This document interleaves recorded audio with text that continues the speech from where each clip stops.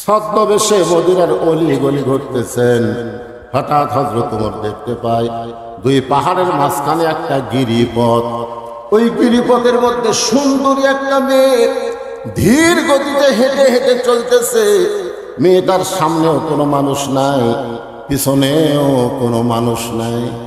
ওমর ফারুক বললেন, আল্লাহ, তোমার দুনিয়াতে এত সুন্দরী একটা মেয়ে। সুবহানাল্লাহ। ওমর ফারুক বললেন, আল্লাহ, তোমার দুনিয়ায় এত সুন্দরী একটা মেয়ে। অনেক যুবক চিন্তা করতেছে, ওমর ফারুক মেয়েটার চেহারা থেকে সুন্দরী বলতেছে, কোরআন দিয়ে যখন দেশ চলবে তখন মেয়েটার চেহারা দেখে সুন্দরী বলবে না, মেয়েটার আপাদ মস্তক আল্লাহর আইন পর্দা যদি থাকে তাকে আল্লাহর ইসলাম সুন্দরী বলবে। আপনাদের কাছে, যুবকদের কাছে আমার একটা প্রশ্ন হলো, তোমরা একটু বুঝাশোনা বলবা। আমি যে বলবো পর্দানিশী নারী যারা, তোমরা বলবা বিশ্ব সুন্দরী তারা। বলতে পারবে না? আজকে আমাদের যুবকদের চরিত্র নষ্ট করার পেছনে পরিমণির মতন কিছু বেহায়া নারী আছে। কথা একটা নারী ইচ্ছা করলে গোটা বাংলাদেশের যুবকের স্বপ্ন দোষ করে দেবে। স্বপ্ন দোষ কি মনে করতেছে? আজকে আমাদের যুবকেরা ইন্ডিয়ান হারবাল খোঁজে। ইন্ডিয়ান হারবাল দেওয়ারা যা খোঁজে, চিকন কিভাবে মোটা হবে। আমি যুবকদের বলি, কোন বেপরদা নারীকে তোমার মন্তরের জায়গা দিও না। কোন বেপরদা নারী কোন নারী না, ও হলো পুরোপুরি বেশ্যা। করে বলেন কথা ঠিক না? এই জন্য সবাই স্লোগান দেবেন, আমার মায়েরা পর্দার অন্তর আছে না নাই, যখন আছে না নাই, একটা সঠিক স্লোগান দেবেন। আমি যেই বলবো পর্দানিশী নারী যারা, আপনার বলবেন বিশ্ব সুন্দরী তারা। পর্দানিশী নারী যারা, আর যেই বলবো বেপরদা নারী যারা, আপনার বলবেন শিলা কলা তারা। বেপরদা নারী যারা, আচ্ছা, একই গাছের কলা, এক গামলা শোষাওয়ালা, এক গামলা শিলা। আপনার বলেন তো টাকা দিয়ে কোনটা কিনবেন? কলারা বলতে ভাই একই গাছের ভাই, তুই কি কলা শিলা খাস না? শিলাই তো খাই, তাকে থেকে শিলা আছে খালি নিবু আর খাবো। তখন খরিদ্দার বলতে ভাই তুই এখন পাগলা খাচ্ছ, আমি খাওয়ার আগেও খাসে। কলালা বলতেছে আল্লাহর শপথ কেউ খাইনি। ধুলা খাসে, মশা খাসে, মাছি খাসে, এটা কি আর খাওয়ার উপযুক্ত আছে? বেপরদা নারী যারা, ব্রয়লার মুরগি তারা। জোরে বলেন কথা ঠিক কিনা? সমাজের মধ্যে সবচাইতে খারাপ হলো বেপরদা নারী। আমাদের যুবকদের চরিত্র নষ্ট করতেছে। ওমর ফারুক যে মেয়েটাকে দেখলেন পর্দানিশী সুন্দরী, মেয়েটার নিকটে গিয়ে বললেন, মা, এই দুই পাহাড়ের মাঝখানে তুমি ঘুরতেছো একা একা, তোমার সামনেও কোনো মানুষ নাই, পিছনেও কোনো মানুষ নাই, তোমার অন্তরে কি ভয় ডর লাগতেছে না? সঙ্গে সঙ্গে মেয়েটা বলে, পথিক, তুমি কি হযরত উমরকে চেনো? সুবহানাল্লাহ হবেন না? মেয়ে কাকে বলতেছে? হযরত উমরকে বলতেছে, পথিক, তুমি কি হযরত উমরকে চিনো? যেদিন উমর আল্লাহর আইন দিয়ে রাষ্ট্র চালায়, সেদিন থেকে পৃথিবীর এক প্রান্ত থেকে আর একটা প্রান্তে একটা মহিলা যাবে, ওই মহিলার কলিজায় কেবলমাত্র একমাত্র ভয় থাকবে কার? ইন্নামাল মুমিনুনা আল্লাযীনা ইযা যুকিরাল্লাহু ওয়াজিলাত কুলুবুহুম ওয়া ইযা তুলিয়াত আলাইহিম আয়াতুহু যাদাতুহুম ঈমানাও ওয়া আলা রাব্বিহিম ইয়াতাওয়াক্কালুন। সেদিন ষোড়শী নির্জন পথে যাবে, কোনো জন কটু কথা কবে না। পথে আর প্রান্তরে সম্পদের মোহে পড়ে খুন আর হাসানি হবে না। সবাই বলেন যদি মেনে চলি কোরআন, জবান খুলে বলেন, যদি মেনে চলি কোরআন আর রাসূলের বিধান, সকলেই শান্তিতে থাকবে বাংলার আকাশে, কলেমার পতাকা যেদিন দুলবে। কে রে যুবক রে, মোবাইল মারতেছে রে, এরা যা হসে ভাই, এদের বসবার গেলে ওরা সরে যায়। স্বয়ং জিবরাইল এসেও যদি ওয়াজ করে, এই যুবকগুলোকে ভালো করা যাবে না, কারণ বর্তমান যুবকদেরকে ওয়াজ দিয়ে ভালো করা যাবে না। যুবকদেরকে ভালো করতে গেলে আল্লাহর কোরআনের সমাজ লাগবে। ধরে কোন কথা ঠিক কিনা? আল্লাহ কোরআনে বলেছেন, আনুনাজ্জিলু মিনাল কুরআনি মা হুয়া শিফাউ ওয়া রাহমাতুল লিল মুমিনিন। এই আয়াতের বাংলা অর্থ কি? আমি যে আয়াতে করিম না, এর বাংলা একটা অর্থ নাই। এর বাংলা অর্থ হলো সবাই গলা খাকারে দেয়। আমি যেই বলবো সব সমস্যার সমাধান, আপনার বলবেন দিতে পারে আল কোরআন, বলতে পারবেন না হয়ে যান। সব সমস্যার সমাধান। আজকে বর্তমান প্রধানমন্ত্রী 564টা মসজিদ বানাচ্ছে। একজন নেতা আমাকে বলতে, হুজুর গোটা বাংলাদেশের, গোটা পৃথিবীর কোন প্রধানমন্ত্রী এত মসজিদ বানায়নি যেটা আমাদের বাংলাদেশের প্রধানমন্ত্রী বানাইছে। আপনি প্রধানমন্ত্রীর পক্ষে একটা কথাও বলেন না কেন? আমি তখন বললাম, প্রধানমন্ত্রী 564 মসজিদ কেন, 5 লক্ষ মসজিদ বানায়ও কোনো লাভ হবে না যতক্ষণ পর্যন্ত নামাজ কায়েমের আইন তৈরি না করবে। জোরে কোন কথা ঠিক না? আজকে যদি নামাজ কায়েমের আইন তৈরি হয়, ওই যুবকগুলো ঘুরঘুর করবে, ঘুরঘুর করবে। কারণ একমাত্র নামাজই পারে, ইন্নাস সালাতা তানহানিল ফাহশাই ওয়াল মুনকার, একমাত্র নামাজই পারে মানুষকে যাবতীয় খারাপি থেকে বাঁচায় দিতে। আমাদের যুবকেরা যদি 5 ওয়াক্ত নামাজ পড়ে, ও জীবনে আর্জেন্টিনার পতাকা টাঙ্গাবে না, ও জীবনে ব্রাজিলের পতাকা টাঙ্গাবে না, ও কোনোদিন দরজা জানলা বন্ধ করে খারাপ ভিডিও দেখবে না। আর ঈমান বলবে, কেউ না দেখলো আমাকে আল্লাহ দেখতেছে। জোরে কোন কথা দেখতে? আজকে নামাজ কায়েমের আইন নেই, মসজিদ বানাচ্ছে। সবাই এখানে যায় আর দেখে, মডেল মসজিদ রে, মসজিদ দেখার জন্য। একটু মনোযোগ দিয়ে কথাগুলো শুনবেন। ওমর ফারুক বলতেছেন, মা এই নির্জন পথে তুমি ধীর গতিতে চলতেছো, তোমার চলার সাইজ দেখে আমার মনে হয় তোমার মধ্যে কোনো দুঃখ কাজ করতেছে। মেয়েটা বলতেছে, পথিক আমি আসলেই একজন দুঃখী নারী। 6 দিন হলে হযরত ওমরকে আমি খুঁজতেছি। জোরে বলেন, কয়দিন? 6 দিন হলে হযরত ওমরকে আমি খুঁজতেছি। ওমর ফারুক বলে, মা তুমি কি পাগলি হইছো নাকি? ওমর হলো অর্ধ পৃথিবীর খলিফা। ওমরকে যদি খুঁজবার চাও তাহলে বঙ্গভবনে যাও, রাষ্ট্রীয় ভবনে যাও, গণভবনে যাও, সংসদ ভবনে যাও। এইগুলো ভবনে না যায় তুমি 2 পাহাড়ের মাঝখানে ওমরকে খুঁজতেছ। ওমর কি উর্দুম্বা নাকি? মেয়েটা বাড়ি পথিক রে, তুমি জানো না আল্লাহর কোরআন দিয়ে যখন রাষ্ট্র চলবে তখন নেতা খোঁজা লাগবে না, নেতারাই দুঃখী মানুষকে খুঁজে বেড়াবে। আপনারা বলেন তো, এই কোরআন দিয়ে যখন বাংলাদেশ চলবে তখন নেতা খোঁজা লাগবে, নেতারাই দুঃখী মানুষকে খুঁজবে। আর আমাদের বাংলাদেশের নেতারা ভোটের আগে খোঁজে, ভোট গেলে আর খোঁজে না। জোরে কোন কথা ঠিক কিনা? আমার এক নেতা রাস্তা যে গাড়ি নিয়ে যাচ্ছে, যাওয়ার সময় জায়গায় ফকির আসতেছে, তো ড্রাইভারকে বলতেছে ব্রেক কর।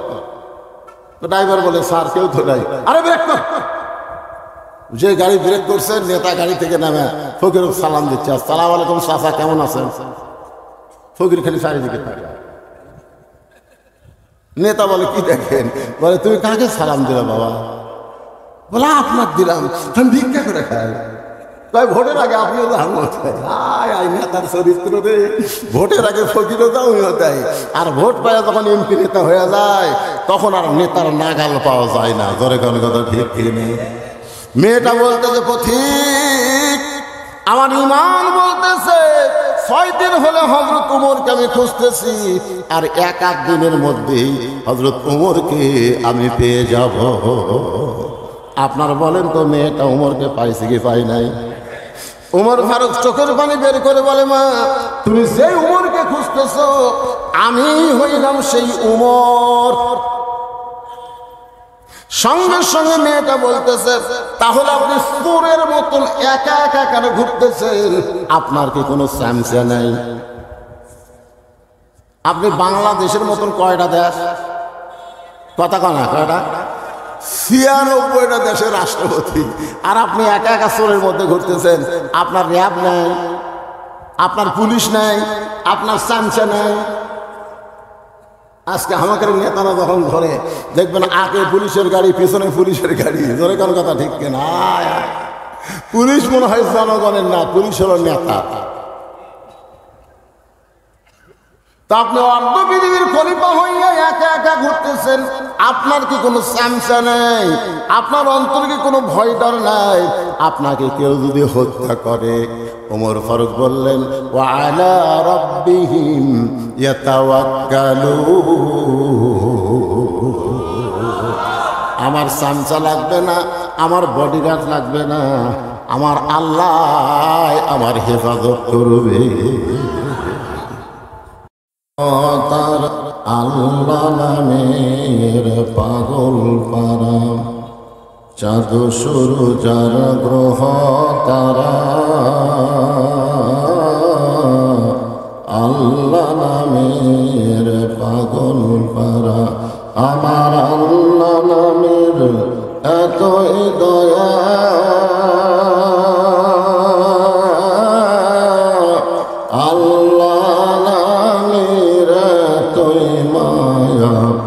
লুকিয়ে রাখছেন হে আল্লাহ, জোরে লা ইলাহা ইল্লাল্লাহ।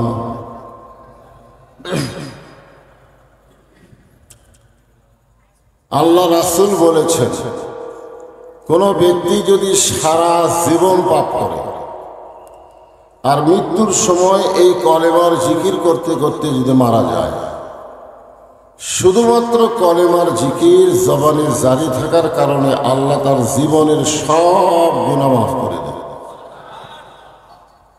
এই জন্যে এই কলেমাকে বলা হয়েছে আফজালুল জিকির, লা ইলাহা ইল্লাল্লাহ, সবচাইতে উত্তম জিকির। এই জিকির করতে আমাদের কোনো আপত্তি আছে? তাহলে জবান করে মহব্বতে সকলেই জিকির করি, লা ইলাহা ইল্লাল্লাহ, লা ইলাহা।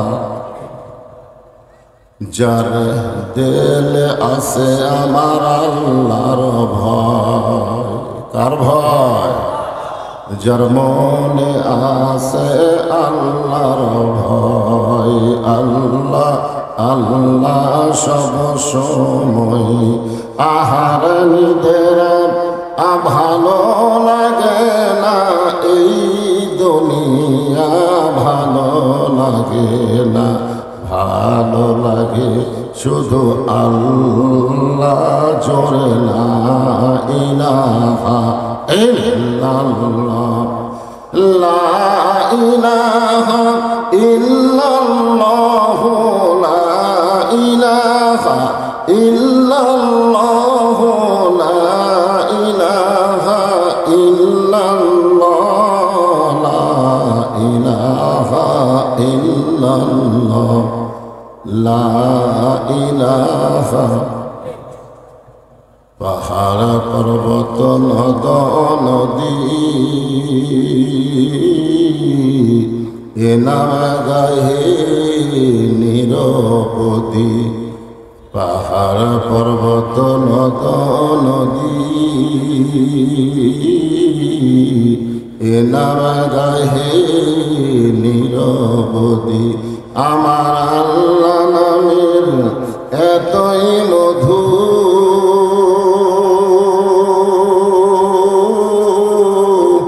আল্লাহ নামের এতই জাদু, লুকিয়ে রাখছেন হে আল্লাহ আল্লাহ জোরে লা ইলাহা ইল্লাল্লাহ লা ইলাহা ইল্লাল্লাহ লা ইলাহা ইল্লাল্লাহ লা ইলাহা ইল্লাল্লাহ লা ইলাহা ইল্লাল্লাহ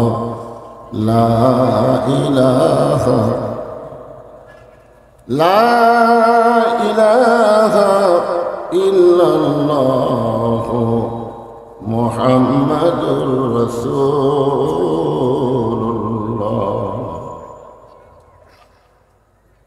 যুব সমাজের উদ্যোগে দ্বিতীয়তম বার্ষিক তাফসীর কোরআন এবং ওয়াজ মাহফিল হাটনগর ময়দানে আজকের এই মাহফিল আল্লাহ তাআলা যিনাকে সম্মানিত সভাপতির আসনে কবুল করেছেন, জনাব মোহাম্মদ আব্দুল হাকিম, সম্মানিত সহসভাপতি জনাব মোহাম্মদ রুহুল আমিন, আজকের এই মাহফিলের সম্মানিত সভাপতি দ্বয়কে অন্তরের অন্তঃস্থল থেকে আমি শুভেচ্ছা জ্ঞাপন করছি। আজকের এই মাহফিলের সম্মানিত প্রধান অতিথি জনাব আলহাজ মোহাম্মদ আজহার আলী মন্ডল, উপজেলা পরিষদের সম্মানিত চেয়ারম্যান, সম্মানিত বিশেষ অতিথিবৃন্দ, সকলকেই অন্তরের অন্তঃস্থল থেকে আমি শুভেচ্ছা জ্ঞাপন করছি। আজকের এই মাহফিলের সম্মানিত ওলামায়ে কেরাম, আপনাদের মাঝে মাঝে যে সমস্ত আলেম ওলামা বসে আছেন, ইতিপূর্বে যেনারা মঞ্চে আলোচনা করেছেন,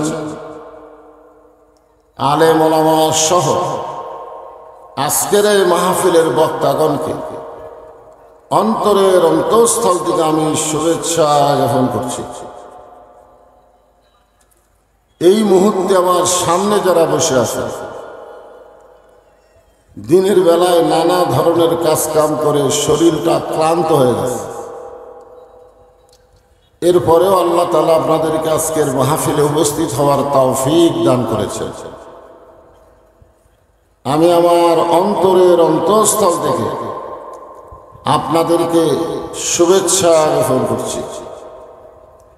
সম্মানিত মা বোনেরা, পর্দার অন্তরালে বসে বসে যারা আলোচনা শুনতেছেন, তাদেরকেও শ্রদ্ধা জ্ঞাপন করে এই মুহূর্তে জানতে চাচ্ছি আপনারা সকলে কেমন আছেন। আলহামদুলিল্লাহ রাব্বিল আলামিন। যে আল্লাহ শারীরিক সুস্থতা দান করে, মানসিক প্রশান্তি লাভের জন্য আজকের এই কোরআন কারিমের মাহফিলে কবুল করলেন, আমরা সে আল্লাহর উপর খুশি না বেজার? তাহলে জবান করে সমস্বরে সকলে বলবো রব্বানা লাকাল হামদ হামদান কাসীরান তাইয়িবান মুবারাকান ফীহি। আমরা প্রশংসা করলাম কার? কেন করলাম? এমনি এমনি? আল্লাহর প্রশংসা করার পিছনে এক নম্বর কারণ হলো যে আমরা যখন আল্লাহর প্রশংসা করি, আল্লাহ তখন এত খুশি হয়, যে সমস্ত বান্দা বান্দা আল্লাহর প্রশংসা করলো, আল্লাহ আসমান এবং জমিনের ফাঁকা জায়গাটা নেকি দিয়ে পরিপূর্ণ করে দেয়। এই যে আপনারা সুবহানাল্লাহ শব্দটা উচ্চারণ করলেন, এই সুবহানাল্লাহ বলার সঙ্গে সঙ্গে আপনি বসে আছেন হাটনগর মাহফিলে, আর আপনার নামে আল্লাহ জান্নাতের বাগানে একটা গাছ রোপণ করে দিয়েছে। যতবার সুবহানাল্লাহ বলবেন ততবার একটা করে গাছ হবে। সেই গাছ বাংলাদেশের ইউক্যালিপটাসের গাছ না, সেই গাছটা হলো এমন একটা ফলবান বৃক্ষের গাছ, যার ছায়া অতিক্রম করতে একটা তাজা ঘোড়া দৌড় দিলে 500 বছর লাগবে। এ কথা শোনার পরেও যারা সুবহানাল্লাহ বললেন না, আপনারা কি ঠকলেন না জিতলেন? ঠকলেন না। বিশ্বাসে মিলাই বস্তু তর্কে বহুদূর। আমরা অনেক সময় তর্ক করি যে এত বড় বড় গাছ যদি আল্লাহ সুবহানাল্লাহর বিনিময়ে লাগায় যায় তাহলে জান্নাত কত বড়। এরকম অনেকে তর্ক করে। অনেকে বলে সারা জীবন পাপ করি আর সুবহানাল্লাহ বললি জান্নাতে গাছ হবে। আল্লাহ রাসূল বলেছেন, কোন ব্যক্তি যত বড়ই পাপী হোক না কেন, তার জবান থেকে 3টা তাসবিহ যদি রহরহ প্রকাশ পায়, আল্লাহ রাসূল বলেছেন পাপী হওয়ার পরেও সে বেগুনাহ মাসুম হয়ে দুনিয়া থেকে বিদায় নেয়। 3টা তাসবিহ। এরকম কয়টা? একটা হলো সুবহানাল্লাহ, একটা হলো আলহামদুলিল্লাহ, আর একটা হলো আল্লাহু আকবার। আপনারা বলেন তো, আমরা যত বড়ই পাপী হই, আমাদের পাপের চাইতে আল্লাহর দয়া কম না বেশি? তো আল্লাহ যদি আমাদেরকে মাফ করে জান্নাত দেয়, আমাদের কোনো আপত্তি আছে? এই জন্য সুবহানাল্লাহ বলতে কোনো কৃপণতা করা যাবে। আমরা আল্লাহর প্রশংসা করব এই কারণে বেশি বেশি যে আল্লাহ তাআলা জন্মগতভাবে আমাদেরকে মুসলমানের ঘরে কবুল করেছে। এই দুনিয়াতে যত ধর্ম আছে, পৃথিবীতে বহু ধর্ম আছে না নাই? আপনারা বলেন সব ধর্ম কি ঠিক? সব ধর্ম ঠিক? ধর্মের মালিককে সে আল্লাহ যদি বলেন ওয়ামান ইয়াবতাগি গায়রাল ইসলাম দীনান ফালান ইয়াকবালা মিনহু, ইসলাম ছাড়া অন্য কোনো ধর্মকে যদি গ্রহণ করে, আল্লাহ বলেছেন সেইটা কবুল করা হবে না। আল্লাহর এই কথার দ্বারা প্রমাণ হলো একমাত্র ধর্মের নাম কি? আর ইসলাম ছাড়া যত ধর্ম আছে সব ধর্ম হলো ভুয়া। জোরে বলেন সব ধর্ম কি? আরো জোরে বলেন ভুয়া। ভুয়া। আসল ধর্ম কিন্তু একটাই। আর ভাগ্যগুণে আমরা সেই ধর্মের ভিতরেই মুসলমানের ঘরে জন্ম নিবার পারছি। খুশি না বেজার? আল্লাহ ইচ্ছা করলে আমাদেরকে হিন্দুর ঘরে পাঠাবার পারতেন, আল্লাহ ইচ্ছা করলে ইহুদি খ্রিস্টানদের ঘরে আমাদের পাঠাবার পারতেন, কিন্তু আল্লাহ সেই সকল ঘরে না পাঠায়া রুহের জগতে আমাদের রুহগুলো কেমন পছন্দ করলেন, যার কারণে মুসলমানের ঘরে আমাদেরকে কবুল করেছে। এখান থেকে প্রমাণ হলো দুনিয়াতে না, রুহের জগতে আল্লাহ আমাদেরকে পছন্দ করেছে। এখন ঠিক কিনা? আর যার কারণে আমরা মুসলমানের ঘরে কবুল হয়েছি।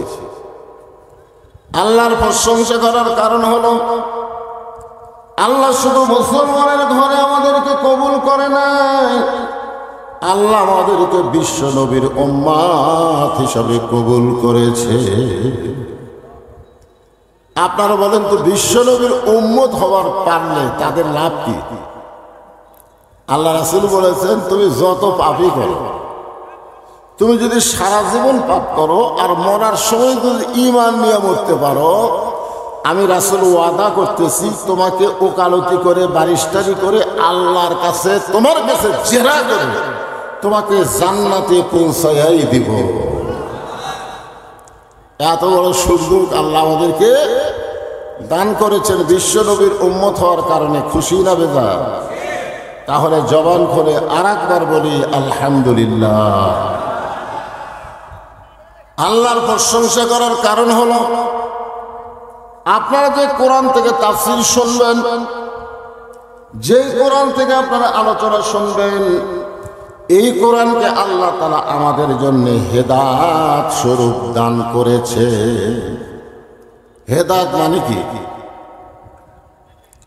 হেদায়েত মানে বোঝেন না? হেদায়েত মানে জীবন ব্যবস্থা। আপনারা বলেন এ কোরআনের মধ্যে সব কিছু আছে না নাই? এই জন্যে কোরআনের প্রথমে আল্লাহ বললেন জালিকাল কিতাবু লা রাইবা ফীহি হুদাল্লিল। হুদাল্লিলের পর কি হবে? সবাই কম না, এত কমন আয়াত। এই মুত্তাকিন বলার পিছনে ওয়াজ আছে, এই জন্য সবাই বলেন জালিকাল কিতাবু লা রাইবা ফীহি হুদাল্লিল মুত্তাকিন। আল্লাহ যদি বলতো হুদাল্লিন নাস, কিন্তু আল্লাহ হুদাল্লিন নাস না বলে মুত্তাকিন বলার পিছনে কারণ হলো আবু জেহেল কোরআন শুনেছে কিন্তু কোরআনকে গ্রহণ করেনি। আজ আমাদের বাংলাদেশে অনেকে আবু জেহেল গোষ্ঠী ঘন্টার পর ঘন্টা কোরআন শোনে কিন্তু কোরআনকে গ্রহণ করে না। ঠিক কিনা বলেন? আপনারা বলেন তো, শুধুমাত্র কোরআন শোনার জন্য আল্লাহকে এই দুনিয়াতে কোরআন পাঠাইছেন? কোরআন শুধু শুনলে হবে না, কোরআনকে বাস্তব জীবনে গ্রহণ করা লাগবে। আবু জেহেল কোরআন শুনেছে, আপনারা তো আমার সামনে বসে কোরআন শুনতেছেন। আবু জেহেল নবীর সামনে বসে কোনোদিন কোরআন শোনার সাহস পায়নি। নবী যখন রাতের বেলা কোরআন পড়তেন, আবু জেহেল সূরের মতন চুপি চুপি ঘরের বাহির থেকে কোরআন শরীফ শুনতেন, আর সকালবেলা এসে কোরআনের পক্ষে রেজাল্ট দিতেন। এত সুন্দর কোরআনের বাণী, রাতটা কোন দিক দিয়ে গেল আমি বুঝবারই পারিনি। সুবহানাল্লাহ। আপনারা বলেন তো, আবু জেহেল কথা কি খারাপ কইছে? খারাপ কইছে? এত সুন্দর কোরআনের বাণী, রাতটা কোন দিক দিয়ে গেল আমি বুঝবারই পারিনি। আবু সুফিয়ান বলেন, এটা যেই কোরআন শুনতে রাত কোন দিক দিয়ে গেল বোঝা যায় না, সেই কোরআনকে যদি আমরা গ্রহণ করি তাহলে অসুবিধা কোন জায়গায়? শুনতেই যদি এত ভালো লাগে, সে কোরআনকে ধরলে অসুবিধা কোন জায়গায়? কথাটার মধ্যে গুরুত্ব আছে না? শুনতে রাত কোন দিক দিয়ে গেল বোঝা যায় না, সেই কোরআনকে গ্রহণ করলে আমাদের অসুবিধা কোন জায়গায়? আবু জেহেল বলে, আবু সুফিয়ান, কোরআনকে যদি গ্রহণ করি তাহলে তোর আমার নেতৃত্ব চলবে না, আসল নেতা হয়ে যাবে আব্দুল্লাহর এতিম পোলা। কারণ কোরআনকে গ্রহণ করলে বাংলাদেশে কোনো ভুয়া নেতা থাকবে? আমাদের বাংলাদেশে যে নেতাগুলো আছে এরা কি আসল নেতা না ভুয়া নেতা? আরো জোরে বলেন, কি জোরসে বলেন? ভুয়া। ভুয়া ভুয়া একটা শব্দ বাংলাদেশে ভাইরাল হয়ে গেছে, ভুয়া। আমাদের বগুড়ার হিরো আলম যখন 21-এর বই মেলায় গেছিল, তখন ওই 21-এ বই মেলার ছেলেরা তাকে বলছে ভুয়া ভুয়া ভুয়া ভুয়া। কি বলছে? ভুয়া ভুয়া। আবার যখন মোস্তাক আহমদ তার একটা চেংড়ি বউকে নিয়ে গেল, মোস্তাক আহমদের নাম শুনেছেন? বুড়া, ওই বিয়ে করছে একটা চেংড়ি, 7-5 পাশের একটা মেয়েকে বিয়ে করছে। যদি মোস্তাক আহমদ তার বউকে বোরকার মধ্যে রাখতো তাহলে কিন্তু ভুয়া ভুয়া শব্দ শোনা লাগতো না। জনগণ ঠিক কিনা? কারণ বোরকার মধ্যে যখন কোনো মেয়ে মানুষ থাকে, ওই বুড়ি না ছড়ি বেড়া থেকে বোঝা যাবে। কিন্তু মোস্তাক আহমদ বউটাকে বোরকার মধ্যে না রেখে বেপরদা ভাবে যখন 21-এর বই মেলায় গেল, ওই বুড়ার সঙ্গে ওই ছুড়িরে মানুষ পছন্দ না করে ভুয়া ভুয়া ভুয়া ভুয়া শব্দ উচ্চারণ করল। আর একটা নেতা আছে বাংলাদেশে, যেই নেতা বিসমিল্লাহ ঠিক মতো কভার করে না। বিসমিল্লাহ কোতে কি কয়। ওই নেতা যখন বাংলাদেশের বই মেলায় গেল, তখন ওই নেতাকেও ভুয়া ভুয়া শব্দ বলে তাকে তাড়াইয়া দিল। এখন আমরা আজকে বলবো ভুয়া শব্দটা আল্লাহর কোরআন অনুযায়ী যেই নেতারা চলবে না, মানুষের তৈরি মতো যেই নেতারা চলে, এরা কি আসল নেতা না ভুয়া নেতা? ভুয়া নেতা। তো ভুয়া নেতা কতদিন চলবে? যতদিন মানুষ কোরআন শুনবে, কোরআনকে গ্রহণ করবে না। মানুষ যখন কোরআনকে গ্রহণ করবে, তখন বাংলার জমিনে আর কোনো ভুয়া নেতা চলবে না। জনগণ কথা ঠিক কি না? কারণ আল্লাহ কোরআনে বলেছেন সামিনা ওয়া তাআনা। শুধু শুনলে হবে না, এটাকে গ্রহণ করা লাগবে। আগে এখানে গান হতো, আমি শুনলাম যে এই ফিল্ডটাকে গান হতো, কনসার্ট হতো, কিন্তু ছেলেরা সেইটা বাদ দিয়ে এই তাফসীরুল কোরআন মাহফিল করেছে। এতে কি আপনারা খুশি না বেজার? তাহলে জবান খুলে আর একবার বলি আলহামদুলিল্লাহ। এখন যেই ছেলেরা আজকে কোরআনের মাহফিল করতেছে, ওই ছেলেদের এক নম্বর শর্ত হলো শুধু কোরআনের মাহফিল করলে হবে না, আল্লাহর কোরআনকে বাস্তবে গ্রহণ করা লাগবে। আপনারা বলেন যে কোরআনকে গ্রহণ করতে গেলে এক নম্বর শর্ত কি? না, নামাজ। এই কোরআনকে গ্রহণ করতে গেলে, কোরআনকে ধরতে গেলে এক নম্বর শর্ত হলো লা ইয়ামাসসুহু ইল্লাল মুতাহহারুন।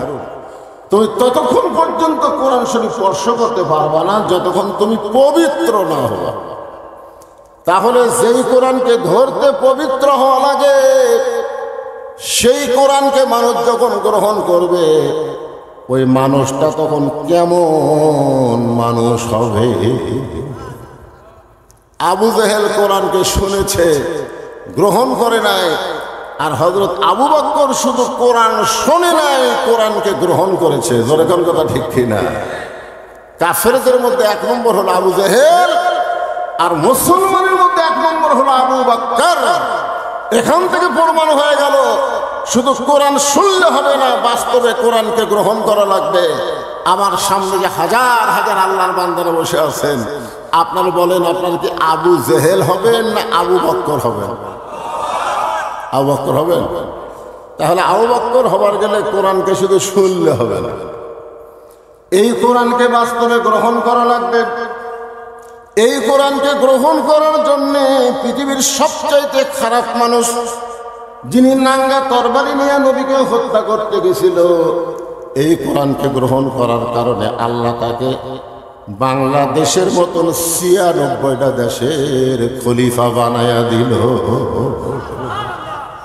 সবচাইতে খারাপ আবু জেহেল কিন্তু নবীকে মারার পরিকল্পনা করছে, কিন্তু উমর ফারুক নবীকে মারার পরিকল্পনা করে নাই, ডাইরেক্ট মারার জন্য অস্ত্র ধারণ করেছে। যেরকম কথা ঠিক কিনা? তাহলে হিসাব করে দেখা যায় ইসলাম গ্রহণ করার আগে আবু জেহেলের চাইতে উমর ফারুক বেশি খারাপ ছিল, ঠিক কিনা বলেন? কিন্তু আবু জেহেল শুধু কোরআন শুনেছে বলে আবু জেহেলই থাকছে, কিন্তু উমর ফারুক নবীকে হত্যা করার পরিকল্পনা করার পরেও শুধু কোরআনকে গ্রহণ করার কারণে আল্লাহ তাকে অর্ধ পৃথিবীর খলিফা বানায়া দিছে। আল্লাহর কোরআনকে গ্রহণ করার পরে হযরত উমর যখন অর্ধ পৃথিবীর খলিফা, তখন উমর ফারুকের অহংকার কেমন? আজকে আমাদের উপজেলা চেয়ারম্যান, এমপি সাহেব, মন্ত্রী সাহেব, এদের যা মশাল ভাই, যেরকম কথা ঠিক কিনা? সেই হিসাবে হযরত উমরের তো একটা অহংকার থাকার কথা, যে বাংলাদেশের মতন ৯৬টা দেশের খলিফা আমি, আমার একটা মশাল নাই, আমি কি হনুরি? আল্লাহর কোরআনকে গ্রহণ করার কারণে হযরত উমরের চরিত্রটা এমন হলো যে জুমার দিনে তিনি খুতবা দিচ্ছেন হাজার হাজার সাহাবীদের সামনে। এমন সময় মাঝখান থেকে এক সাহাবী দাঁড়িয়ে বলতেছে, ইয়া আমিরুল মুমিনিন, আপনার খুতবা আমরা শুনবো না। যেই বলছে আপনার খুতবা শুনবো না, উমর ফারুক দ্বিতীয় কোনো কথা বলে নাই, চোখের পানি বের করে বলতেছে, ভাই আমার খুতবা না শোনার পিছনে কারণ কি? এখনকার কোন এমপি যদি মঞ্চে ভাষণ দিবার আসে, আর কোনো লোক যদি দাঁড়িয়ে বলে এমপি সাহেব আপনার ভাষণ আমরা শুনবো না, কারণ ভোটের আগে আপনি যেভাবে মানুষের কাছে আসেন ভোটের পরে আর আপনার সোপা দেখা যায় না, এইরকম কথা যদি কেউ কয় আপনি বলেন তো এমপি কিছু বলার আগে এমপির চামচা ওকে সাইজ করবে, ঠিক কি না? আর উমর ফারুককে যখন বলতেছে আপনার খুতবা আমরা শুনবো না, উমর ফারুক চোখের পানি বের করে বললেন আমার অপরাধ কি? বলে আপনার অপরাধ হলো আমাদেরকে খাটো পাঞ্জাবি দিয়ে আপনি লম্বা জুব্বা পরে খুতবা দিচ্ছেন, আমাদেরকে খাটো পাঞ্জাবি দিয়ে আপনি লম্বা জুব্বা পরে খুতবা দিবেন, যতক্ষণ লম্বা জুব্বার কাহিনী না বলবেন ততক্ষণ আমরা আপনার খুতবা শুনব না। বাংলাদেশের টাকা কি কানাডাত পাচার করছে নাকি? হ্যাঁ, বাংলাদেশের টাকা কি কানাডাত গেছে? কানাডাত এখন বেগম পাড়া হচ্ছে, দরকার কি পাড়া? আমাদের বাংলাদেশের অনেক সম্পদ অনেক নেতারা বিদেশে পাঠায় দিছে, আর হযরত ওমর কোন সম্পদ পাচার করে নাই, খালি জুব্বাটা লম্বা হচ্ছে। তাতেই বলতেছে ভাষণ মন্দ, আগে বলেন লম্বা জুব্বা হওয়ার কারণ কি? উমর ফারুক যখন ছোট বাচ্চার মতন কান্দে, এমন সময় আব্দুল্লাহ ইবনে ওমর 6 লক্ষ হাদিসের হাফেজ, 30 পারা কোরআনের হাফেজ, জোরে কান সুবহানাল্লাহ। উমর ফারুকের সন্তানের যোগ্যতা কি? 6 লক্ষ হাদিসের হাফেজ, 30 পারা কোরআনের হাফেজ। তাহলে এত বড় নেতার সন্তান কোন লাইনে লেখাপড়া করছে? এই কথা কর না কেন, কোন লাইনে পড়ছে? আর হামাকের নেতার ছেলেরা হ্যাঁ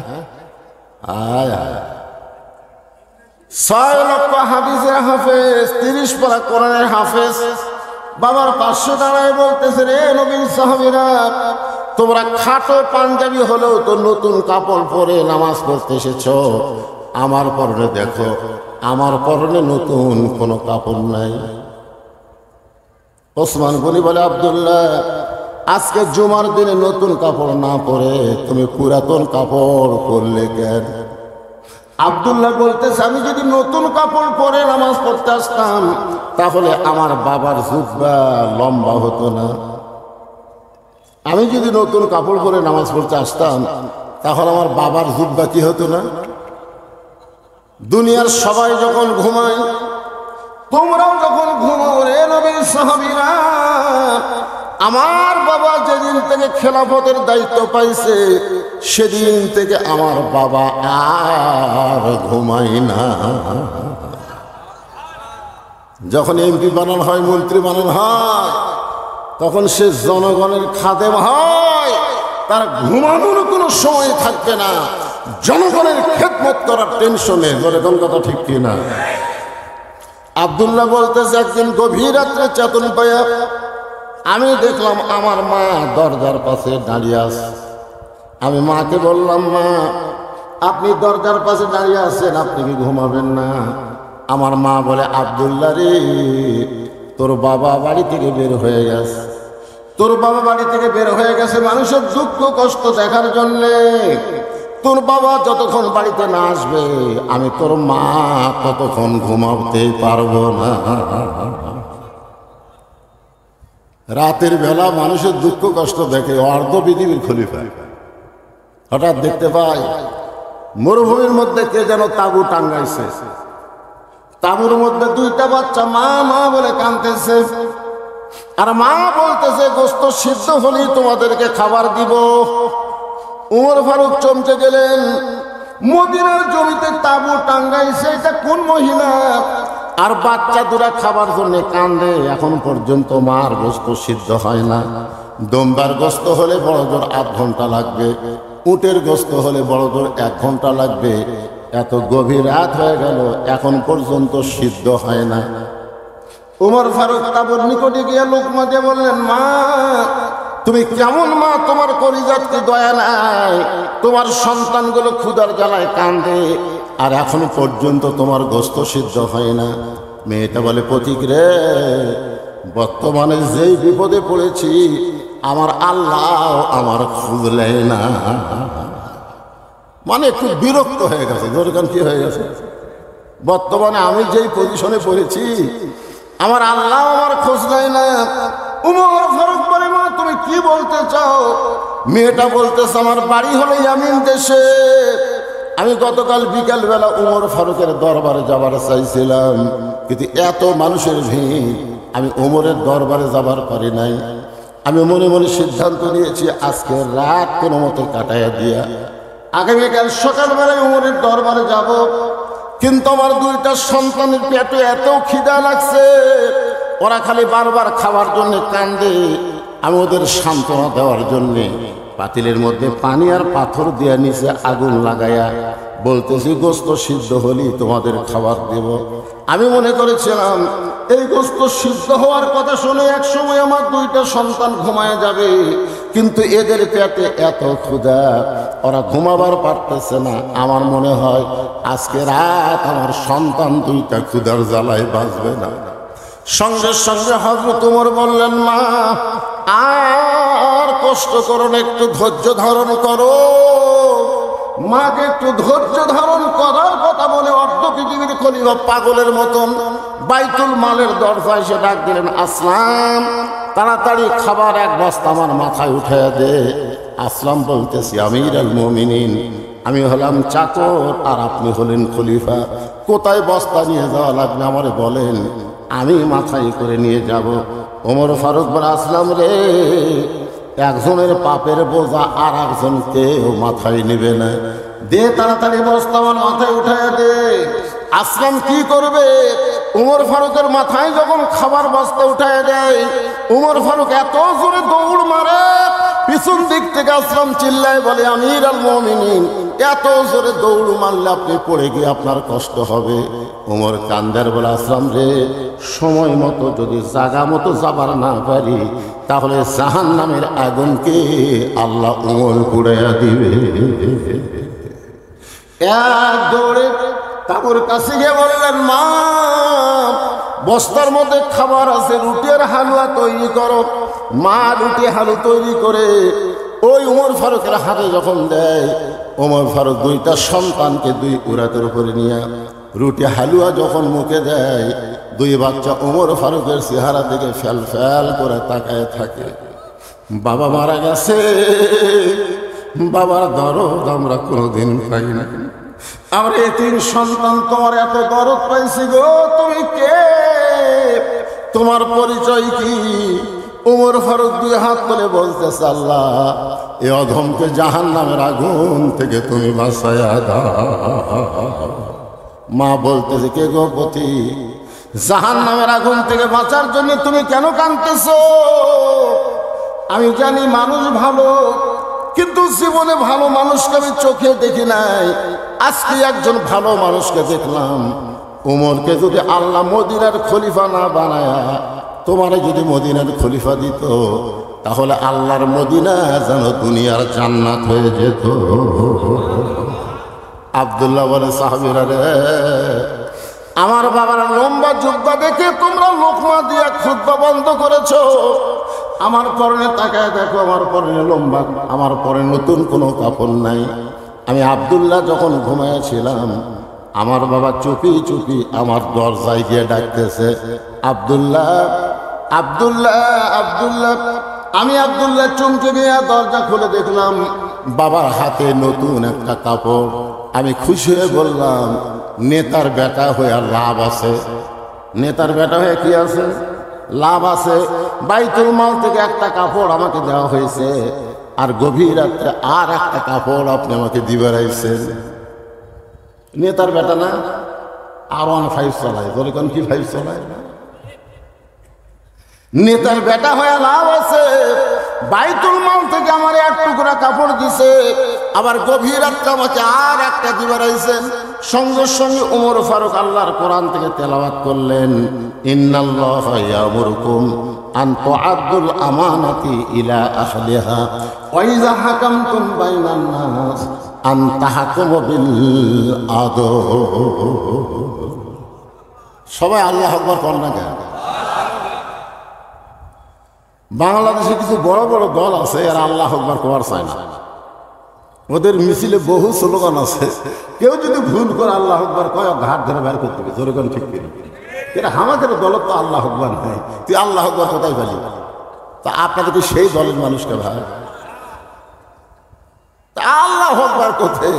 কোরআনের তেলাওয়াত শুনলে আল্লাহ বলেছেন যাদাতুহুম ঈমানান, আল্লাহ তার ঈমান বাড়ায় দেয়। আর ঈমান বাড়ানোর লক্ষণ হলো চুপ করে থাকা না, বাতিলের বিরুদ্ধে তাকবীর দেওয়া। করে বলেন কথা ঠিক কিনা? আপনি জানেন মুসলমানের সবচেয়ে বড় শক্তি হলো তাকবীর। সবচেয়ে বড় শক্তির নাম কি?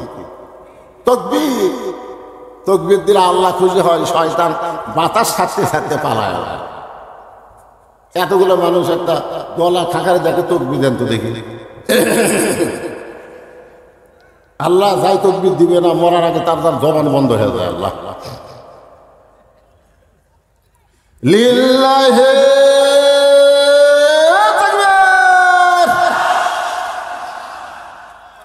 ওমর ফারুক আব্দুল্লাহর সামনে যে আয়াতটা তেলাওয়াত করলেন, এই আয়াতের বাংলা অর্থ বোঝেন? বোঝেন নাই? আমি বোঝানোর জন্য বলতেছি, 6 বছর ধরে আম বাগানের চাষ করছে। কয় বছর? জ্যৈষ্ঠ মাসে দেখতে গেছে আম পাকছে কেন, যা দেখে গাছের ডালে বসে ছোট্ট একটা বাচ্চা আম পাকতেছে আর ব্যাগের মধ্যে তুলতেছে। বাগানের মালিক রাগ করে কয় আমি খাইনি, আমার পরিবারের কেউ খাই নাই, আর তুই আমার গাছে চলে আম পাকতেছিস, তোর বাপকে গিয়ে বিচার দে মরে। সেটা খালি মুসকি মুসকি হাসে। বাগানের মালিক বলে হাসিস কেন রে, তোর বাপক যা বিচার দেবো। ছেলে বলতেছে আমার বাপক কোথায় খুঁজবার যাবেন, আমার বাবাও আর এক গাছে চড়ছে। বাগানের মালিক তাকায় দেখে ওর বাপ খালি আম পাড়ার বস্তা ভরায়, গাছের নিচে বসে কান্দের বলে আল্লাহ বিচার দেবো কার কাছে? বেটাও চোর বাপও চোর। আজকে আমাদের বাংলাদেশের অবস্থা হয়েছে তাই, আলেমদের বিচার হয়, জালেমদের কোনো বিচার হয় না। বিচারের নামে প্রহসন চলতেছে।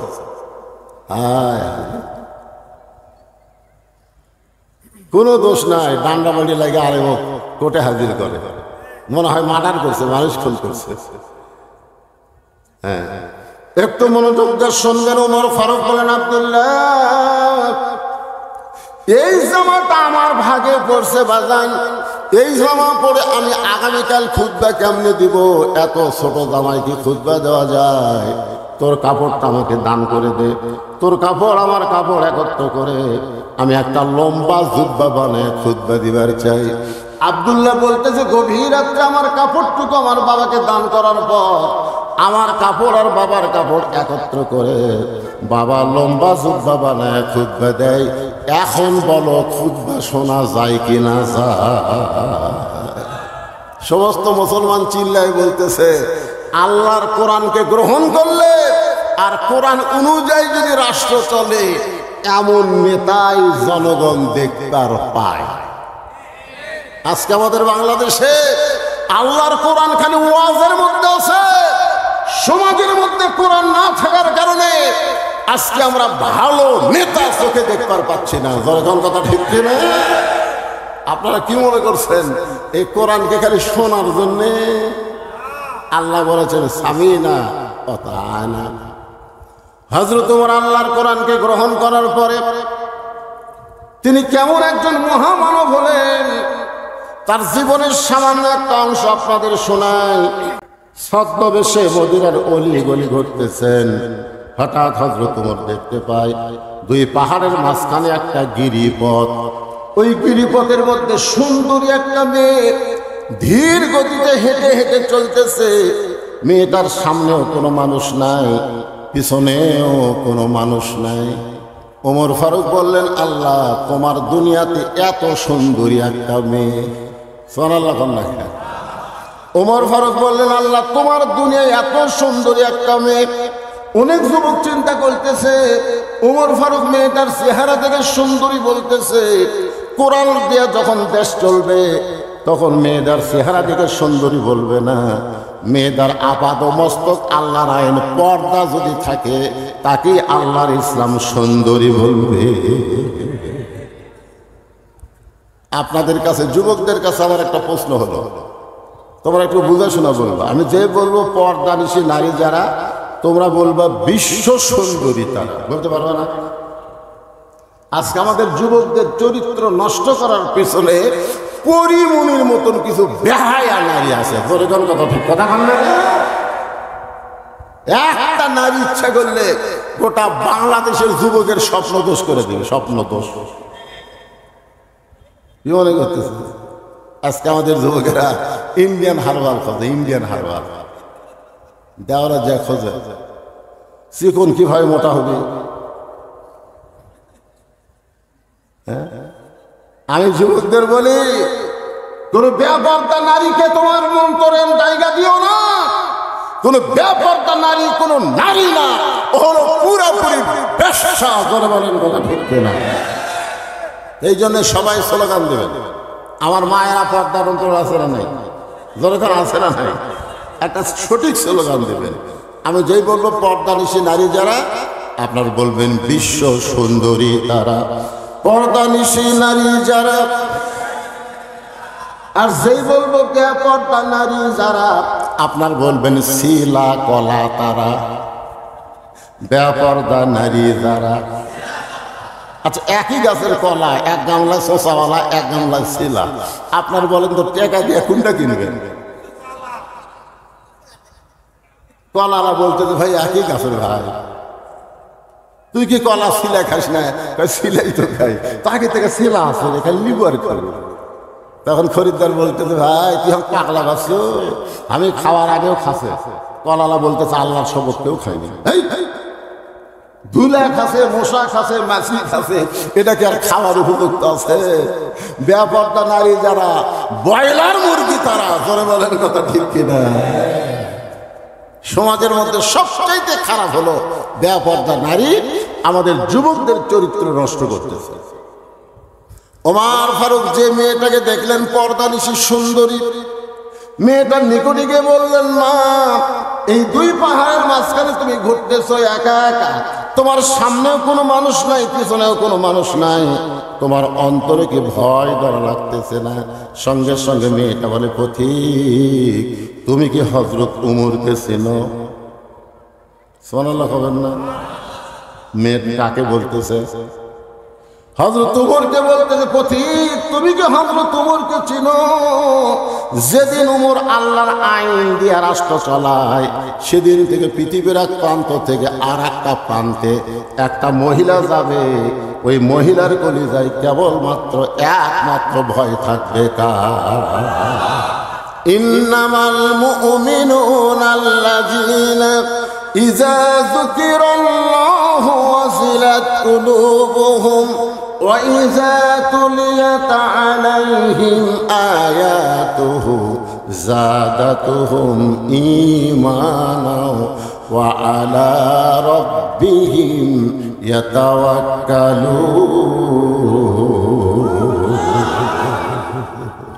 সেদিন ষোড়শী নির্জন পথে যাবে, কোনো জন কটু কথা কবে না। পথে আর প্রান্তরে সম্পদের মোহে পড়ে খুন আর হাসানি হবে না। সবাই বলেন যদি মেনে চলি কোরআন, জবান খুলে বলেন যদি মেনে চলি কোরআন আর রাসূলের বিধান, সকলেই শান্তিতে থাকবে বাংলার আকাশে, কলেমার পতাকা যেদিন দুলবে। রে যুবক রে, মোবাইল মারতেছে রে, এরা যা হসে ভাই, এদের বসবার গেলে ওরা সরে যায়। স্বয়ং জিবরাইল এসেও যদি ওয়াজ করে, এই যুবকগুলোকে ভালো করা যাবে না, কারণ বর্তমান যুবকদেরকে ওয়াজ দিয়ে ভালো করা যাবে না। যুবকদেরকে ভালো করতে গেলে আল্লাহর কোরআনের সমাজ লাগবে। ধরে কোন কথা ঠিক কিনা?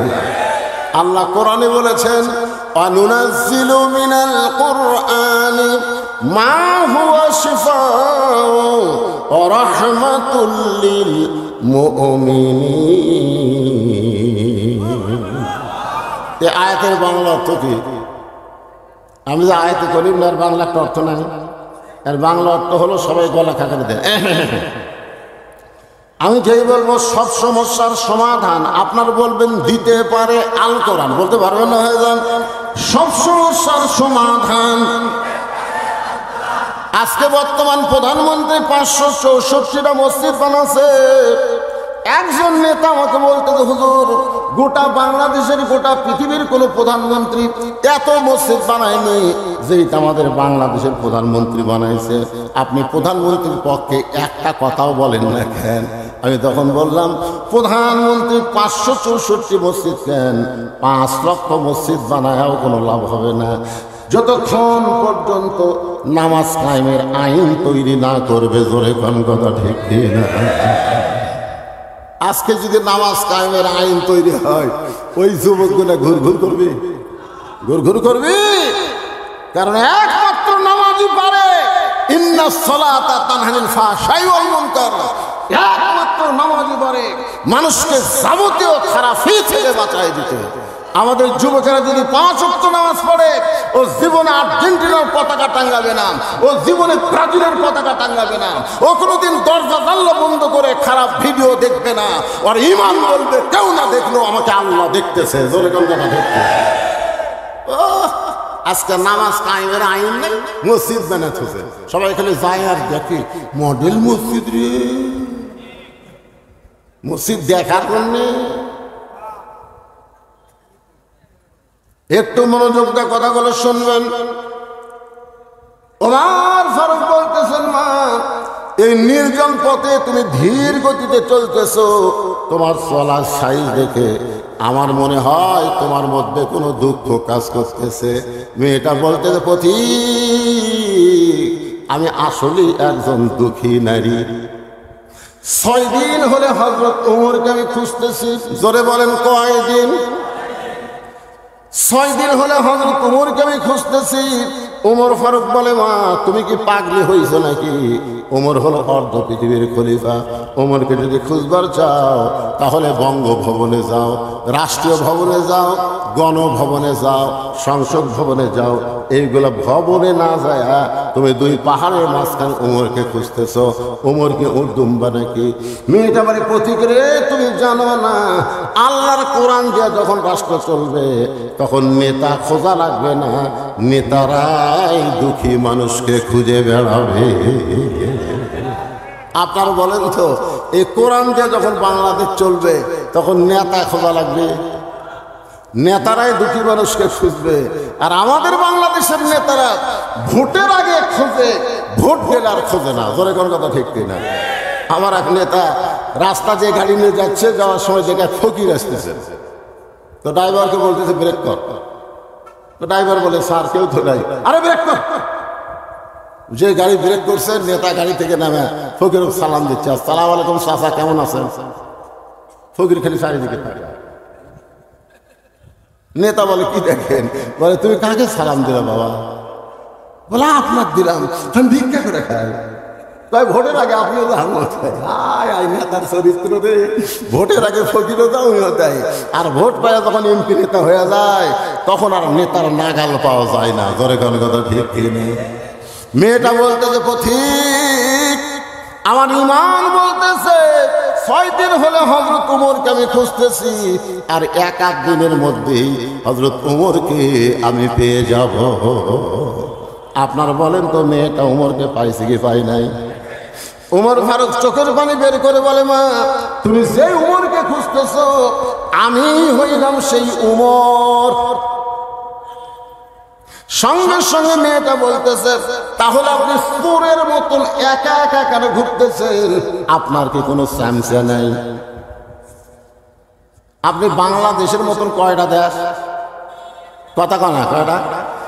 96টা দেশের রাষ্ট্রপতি, আর আপনি একা একা চোরের মধ্যে ঘুরতেছেন। আপনার র্যাব নাই, আপনার পুলিশ নাই, আপনার স্যামসা নাই। আজকে আমাদের নেতারা যখন ধরে দেখবেন আগে পুলিশের গাড়ি, পিছনে পুলিশের গাড়ি। ধরে কোন কথা ঠিক কিনা? পুলিশ মনে হয় জনগণের না, পুলিশ হলো নেতা।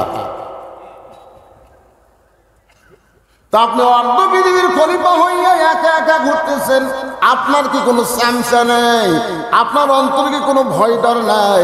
আপনাকে কেউ যদি হত্যা করে, ওমর ফারুক বললেন ওয়া আলা রাব্বিহিম ইয়াতাওয়াক্কালুন। আমার চামচা লাগবে না, আমার বডিগার্ড লাগবে না, আমার আল্লাহ আমার হেফাজত করবে। ওমর ফারুক বললেন না, এখন বলো তোমার দুঃখ কি? কি দুঃখে তুমি 6 দিন হলে আমাকে খুঁজতেছো? একটু মনোযোগ দাও, আপনাদের শোনা লাগবে। মেয়েটা বলতেছে এই মুহূর্তে আমার জীবনের সবচাইতে বড় দুঃখ হলো 6 বছর বয়সে ঈমান গ্রহণ করেছি, শুধু ঈমান গ্রহণ করার অপরাধে 12 বছর আমাকে জেলখানায় বন্দি জীবন কাটাতে হয়েছে। আপনারা বলেন তো মেয়েটার অপরাধ কি? চুরি করছে। আমির হামজার অপরাধ কি? মামুনুল হকের অপরাধ কি? আল্লামা সাইদ হুজুরের অপরাধ কি? এই বাংলার মুসলমান কথা কর না কেন? খালি কথা না বলার কারণে দিন দিন গোস্তের দাম বাড়তেছে। ধরে কোন কথা ঠিক কিনা? গত হাটে 620 টাকা দিয়ে নিয়ে গেছে, এখন জামাই আইসে শাশুড়ি বলতেছে আজকে 2 কেজি নিয়ে আসে। ওই চিন্তা করছে 2 কেজির দাম হবে 1240, ওই 1300 টাকা নিয়ে যায়। 2 কেজি গোস্ত কাগজ টাকা 1300 দিচ্ছে। কষাই বলতে যে ভাই আরো 100। তোর কি আরে ভাই গত হাটে নিলাম 620। বুঝতেছেন না, দিন দিন দাম বাড়তেছে। মানুষ কথা কয় না, আমরা ইচ্ছা মতো দাম বাড়াই। মানুষ কিছুই কয় না। তখন ওই লোকটা আস্তে করে গোস্তের টুকরা থুইয়া চাকা দেয়, কষায়ের কাছে দাও আছে, হপ করে দাওটা দিছে। লিয়া যে খাটার গোস্ত কাটে ওই খাটা মারছে লাঠি মারার ঘাড়ের উপর দাও ধরে বলতেছে এখন বল কত করে কেজি, বল কত করে কেজি। কষাই বলতেছে আপনি যা দেবেন তাই, আপনার কাছে কোনো দর দাম না। তার মানে বোঝা গেল অন্যায়ের বিরুদ্ধে মাঝে মধ্যে ঘাড়ের উপরে দাও ধরার দরকার আছে না? জয়টা আছে না? চোর চুরি করে নিয়ে যাচ্ছে আর ওই বলতেছে ইন্নাল্লাহ মা সাবিরিন, ইন্নাল্লাহ মা সাবিরিন, ধৈর্যশীলদের সঙ্গে আল্লাহ আছে। চোরের সাথে মারামারি করে কি হবি ভাই? ওই লিয়া যায় করে আবার করবো রে। গোটা বাংলাদেশ চুরি করে সব পাচার হয়ে গেল, আর বাংলার জনগণ কোনো কথা বলে না। ধরে কোন কথা কথা কোরআনের মাহফিলে এসে যদি আপনার ঈমান না জাগে তো কোন জায়গায় গিয়ে জাগবে? কথা বলার দরকার আছে না নাই? দরকার আছে না নাই? একটু মনোযোগ দিয়ে শুনবেন। মেয়েটা বলতেছে আমার জীবনের সবচাইতে বড় দুঃখ হলো আমি 6 বছর বয়সে ঈমান গ্রহণ করছি। এটা আবার কি দিতে পারে? প্রধান অতিথি হিসেবে প্রধান অতিথি আসা এখন বলবেন না। প্রধান অতিথির আগমন, প্রধান অতিথির আগমন লিল্লাহি তাকবীর। গত টার্মেও যিনি উপজেলা চেয়ারম্যান ছিল আল্লাহ তাআলা তুইজ্জু মান তাশা, সম্মানের মালা এইবারও তার গলা পরায় দিয়েছে। সেই নেতা, বর্ষিয়ান নেতা আজকে আপনাদের মঞ্চে উপস্থিত হয়েছে। উনি আমার তো এইভাবে চলবে, অসুবিধা আছে? আপনাদের কোনো সমস্যা আছে? তো এখন নেতা মানুষ তো আমার ওয়াজ চলবে তো অনেক রাত, কারণ আমি ঘড়ি ধরে ওয়াজ করি না, চলতেই থাকবি জোরে ঘন্টা। তাই বলে মনে করে না যে ফজর বন্ধ হবে। হ্যাঁ, এই যেগুলো চ্যাংড়া ফ্যাংড়া খারাপ হয়ে আছে এরকম ওর মন খারাপ হয় কেন? বসিস না কেন? এ তোরা কি পেশাব করে পানি লিস নি কেবা?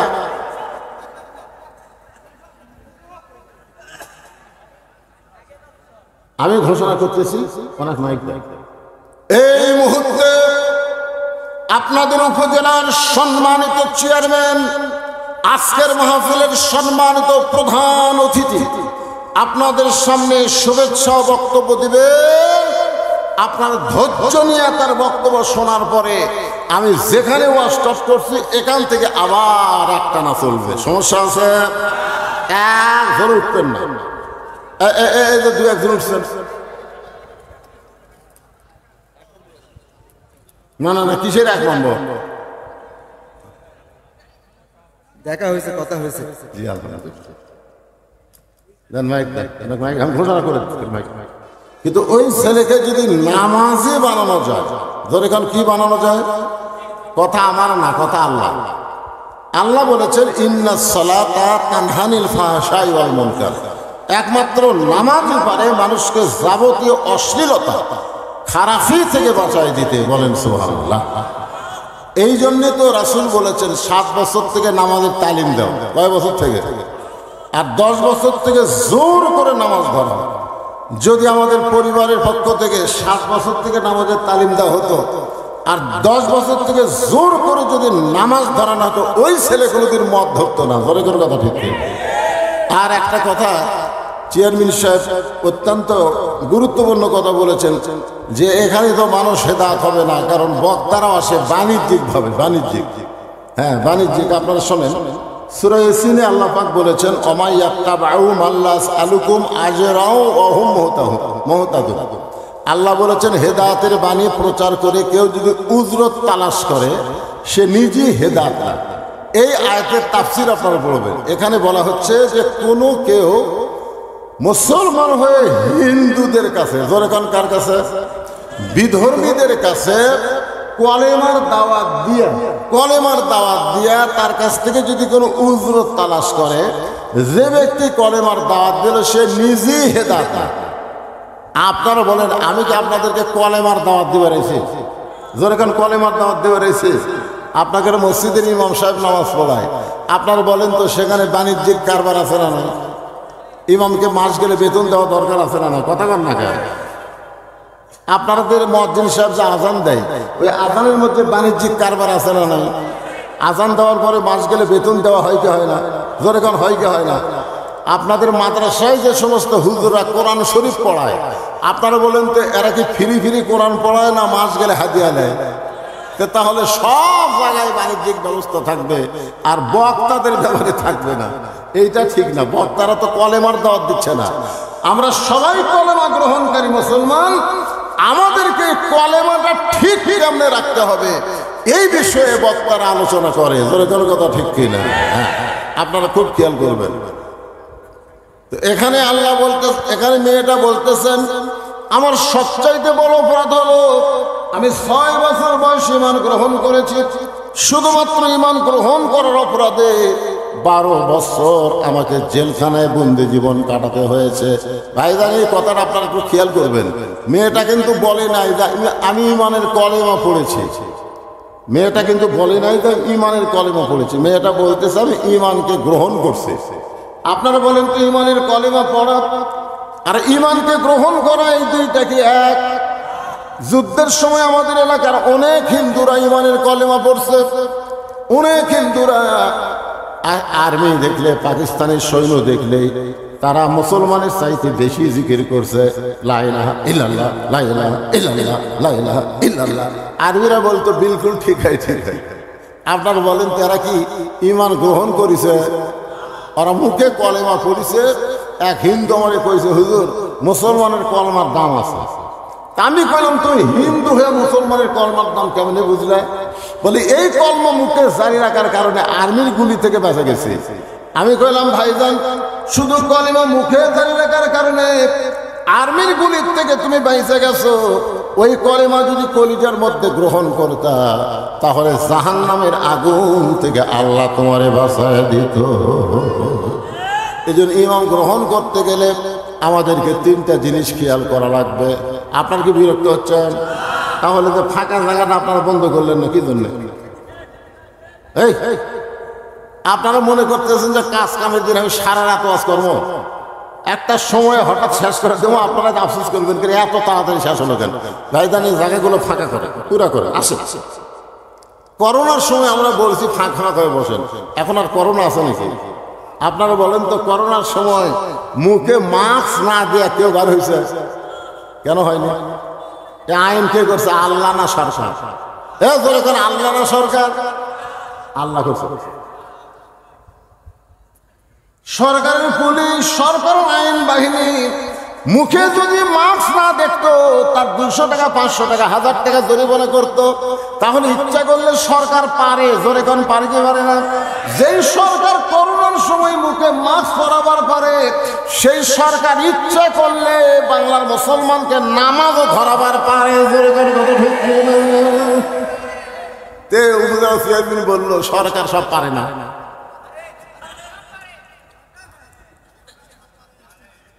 ইচ্ছা করলেই পারে, কিন্তু সরকার করবে কেন? সরকারের মধ্যেই তো নামাজ পড়ে না। জোরে কোন কথা কন লাগে। আজকে মোদির বিরুদ্ধে কথা বলা হচ্ছে যে যুবকেরা মদ পান করতেছে, অনেক নেতারা পর্যন্ত মদ পান করে। জোরে কোন কথা ঠিক কিনা? যে দেশের নেতারা মদ পান করে সেই দেশের যুবকদেরকে মদের বিরুদ্ধে কেমনে বলবো? মদের বিরুদ্ধে আইন আছে না নাই? কোরআনে আইন আছে না নাই? জোরে কোন। ওমর ফারুকের ছেলে মদ পান করছিল, 5 হাত দাড়ি দিয়ে কি করছে? নাই, কোরআনে আল্লাহর আইন আছে না নাই? আমাদের যুবকেরা নামাজ না পড়লেও আইন আছে, এই যে ফ্রিজিং করলে তারও আইন আছে। সব কিছু আইন আল্লাহর কোরআনের মধ্যে আছে। এই জন্যই তো আল্লাহ বলেছেন অনুনাজ্জিলু মিনাল কোরআনি মা হুয়া শিফাউ ওয়া রাহমাতুল লিল মুমিনিন। যার বাংলা স্লোগান হলো সব সমস্যার সমাধান দিতে পারে আল কোরআন। সব সমস্যার সমাধান আল কোরআনের আলো। ঘরে ঘরে জালো, ঘরে ঘরে ঘরে সংসদেও না, অ্যাঙ্গেলে মার দেওয়ার। অ্যাঙ্গেলে মার হলো সব জায়গায় জালো। আপনারা বলেন সব জায়গায় যদি আপনি বলেন তার মধ্যে সংসদ আছে না নাই? এখন যদি আপনারা বলেন সংসদে জালো, তখন ওরা বলবে হুজুর ওই দলের লোক। আমরা কোরআনের মাহফিলে এসে এক দল করবো না, সব মুসলমান এক দলের মধ্যে চলে আসবো। তোর এখন কথা ঠিক না? আপনারা বলেন তো মসজিদের মধ্যে ঢুকলে আমরা কয় দল? কয় দল? আওয়ামী লীগ, বিএনপি, জাতীয় পার্টি, জামাত সবাই মিলে দেখবেন কাতার সোজা করতেছে। আওয়ামী লীগ সরকারি দল ক্ষমতা আছে, ওই কাতারের থেকে 4 আঙ্গুল সামনে গেছে। কয় আঙ্গুল? তখন জামাত ইসলাম হাত ধরে টানতেছে, লাইন টানে। এই যে কাতারের দাগ তোর চোখত পড়ে না? আওয়ামী লীগ বলতেছে আমি খেয়াল করিনি ভাই। ও কে হাত ধরে টানতেছে ওইদিকে ওর খেয়াল নাই, ওর খেয়াল হলো কাতারের দিকে। তার মানে বোঝা গেল মসজিদের মধ্যে যখন ঢুকে তখন আওয়ামী লীগ, বিএনপি, জাতীয় পার্টি ঢোকে না, সবাই এক কাতার হয়। আল্লাহর কোরআনের মাহফিলে যখন আমরা বসে যাব তখন আওয়ামী লীগ, বিএনপি, জাতীয় পার্টি থাকবো না, আমরা সবাই আল্লাহর দল হয়ে যাব। ঠিক আছে? মেয়েটা বলতেছে আমির আল মুমিনিন, সকালবেলা 3টা করে চাবুক, বিকালবেলা 3টা করে চাবুক। আমার এমন কোনো জায়গা নাই যে জায়গায় চাবুকের আঘাত লাগে নাই। আপনি যখন রোম পারস্য দখল করলেন তখন আপনি ঘোষণা করে দিলেন মুসলমান কোন রাষ্ট্র যখন দখল করবে ওই রাষ্ট্র তখন আল্লাহর আইনে চলবে। আর আল্লাহর আইনে যখন কোন রাষ্ট্র চলবে ওই রাষ্ট্রের মধ্যে জেলখানার কোনো দরকার হবে। আপনারা বলেন তো আল্লাহর আইন এটা কি? আল্লাহর আইন কি দেরি করে না ডাইরেক্ট? যেরকম দেরি করে না ডাইরেক্ট? Direct action.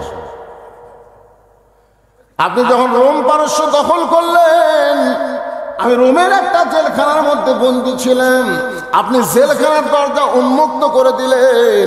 আমি জেলখানার দরজা খোলা পাইয়া, কারণ আমার দাদা খ্রিস্টান, আমার বাবা খ্রিস্টান, আমার 14 গোষ্ঠী খ্রিস্টান। আমি এখন কি করব? এই 2 পাহাড়ের মাঝখানে 6 দিন হলে ঘুরতেছি। আপনার যদি দেখা যায় আপনার কাছে দুঃখী মেয়েটা একটু আশ্রয় চায়। ওমর ফারুক চোখের পানি বের করে বললেন, মা আমি তোমাকে আশ্রয় দিবার পারবো না, কারণ ইসলাম কোনোদিন কাউকে আশ্রয় দেয় না, বরং ইসলাম মানুষকে অধিকার দিয়ে দেয়। আপনারা বলেন তো ইসলামে নারীদের অধিকার আছে না নাই? আজকে অনেক মেয়েরা বলে ইসলামে আমাদের কোনো অধিকার নেই। এই যে একজন তাসলিমা নাসরিন একটা বই লিখছে নির্বাচিত কলম, ওই নির্বাচিত কলমের মধ্যে লেখছে আর রিজালু কাওয়ামুনা আলান নিসা, যে পুরুষরা নারীদের উপরে থাকে। এই আয়াতটার ব্যাখ্যা করে তাসলিমা নাসরিন নাস্তিক বলেছে এইখানে আল্লাহ তাআলা পুরুষের চাইতে নারীদের দাম কমায় দিছে, কারণ পুরুষরা থাকবে উপরে, নারীরা থাকবে নিচে। আপনারা বলেন তো এই আয়াতটা আল্লাহ কোন প্রেক্ষাপটে নাযিল করছে?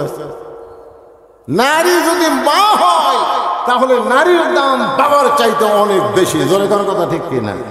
নারী যদি মেয়ে হয় তাহলে ছেলের চাইতে মেয়ের দাম কম না বেশি? কিন্তু নারী যদি বউ হয়,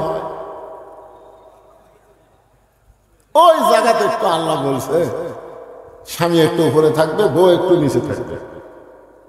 আপনারা কি বইয়ের উপরে থাকেন না নিচে যান? পদ্মার চরে জালা জালেন একটা অস্থায়ী ঘর বানাচ্ছে, টাকার ঘর। জালা মাছ ধরবে, ইলিশ মাছ, হঠাৎ একদিন উঠছে ধরে, এত জোরে ঝড় উঠছে বুঝলেন, খালি ধুলাবালি দিয়া এক আধ ঘন্টা হয় ঝড় থামে না। স্বামী জালা বলতেছে, বউরে আমার তো পেশাব লাগছে, আমি কি করি? বউ বলতেছে দরজা খোলা যাবে না, কারণ বাইরের গালি এসে ঘর মেখে দেবে। স্বামী বলতেছে তাহলে ঘরের মধ্যে পেশাব করি। বউ কই এত বড় মানুষ ঘরে পেশাব করলে দুর্গন্ধ হবে। স্বামী বলে তাহলে করি কি রে? বউ বলতেছে একটা কাম করেন, আপনি আমার কান্দর চড়ে কান্দর চড়ে ওপরে তালায় একটা শুটুং করেন, আপনার যন্ত্র মোতাবেক শুটুং করে ওই শুটুং দিয়ে যন্ত্র দাঁড় করে পেশাব করেন। স্বামী পেশাব করার 1 ঘন্টা পর আর ঘর থামে না। বউ বলে আমারও যে পেশাব লাগছে। স্বামী বলতে শুটুং তো করা আছে, তুমি আমার কান্দে চলো, শুটুং দিয়ে পেশাব করো। এবার বউ স্বামীর কান্দে চলে পেশাব করে, পেশাব শুটুং দিয়ে বাইরে না যায়, স্বামীর বুক ভিজে যায়। স্বামী চিল্লায় বলে, বউ রে পেশাব করিস কোন জায়গা, তারপরে কোন জায়গায়? বউ চিল্লায় বলে, মরার স্বামী জানো না সব জায়গায় সমান অধিকার চলে না। আপনারা বলেন তো মেয়েদের অধিকার ইসলামে আছে না নাই? আছে না নাই? ওমর ফারুক বললেন, মা এখন তোমার বয়স কত? মেয়েটা বলতেছে 6 বছর বয়স ঈমান গ্রহণ করেছি আর 12 বছর জেলখানায় বন্দি জীবন কাটাইছি। এই মুহূর্তে আমার বয়স হলো 18 বছর। ওমর ফারুক বললেন, মা 18 বছরের একজন মেয়ের জন্য ইসলামের 1 নম্বর অধিকার হলো ভালো একটা ছেলের সাথে বিয়া বসা। কি ছেলে? আপনারা কি আমার কথা বুঝতে পারতেছেন না? কি ছেলে? ভালো ছেলে বিয়াতে বিমান নেয়, মহারণা লগত। জোরে কন, বিয়াতে বিমান নেয় না, মহারণা নগদ দেয়, এরাই হলো ভালো ছেলে। আপনাদের ধামুরহাটের খবর কি?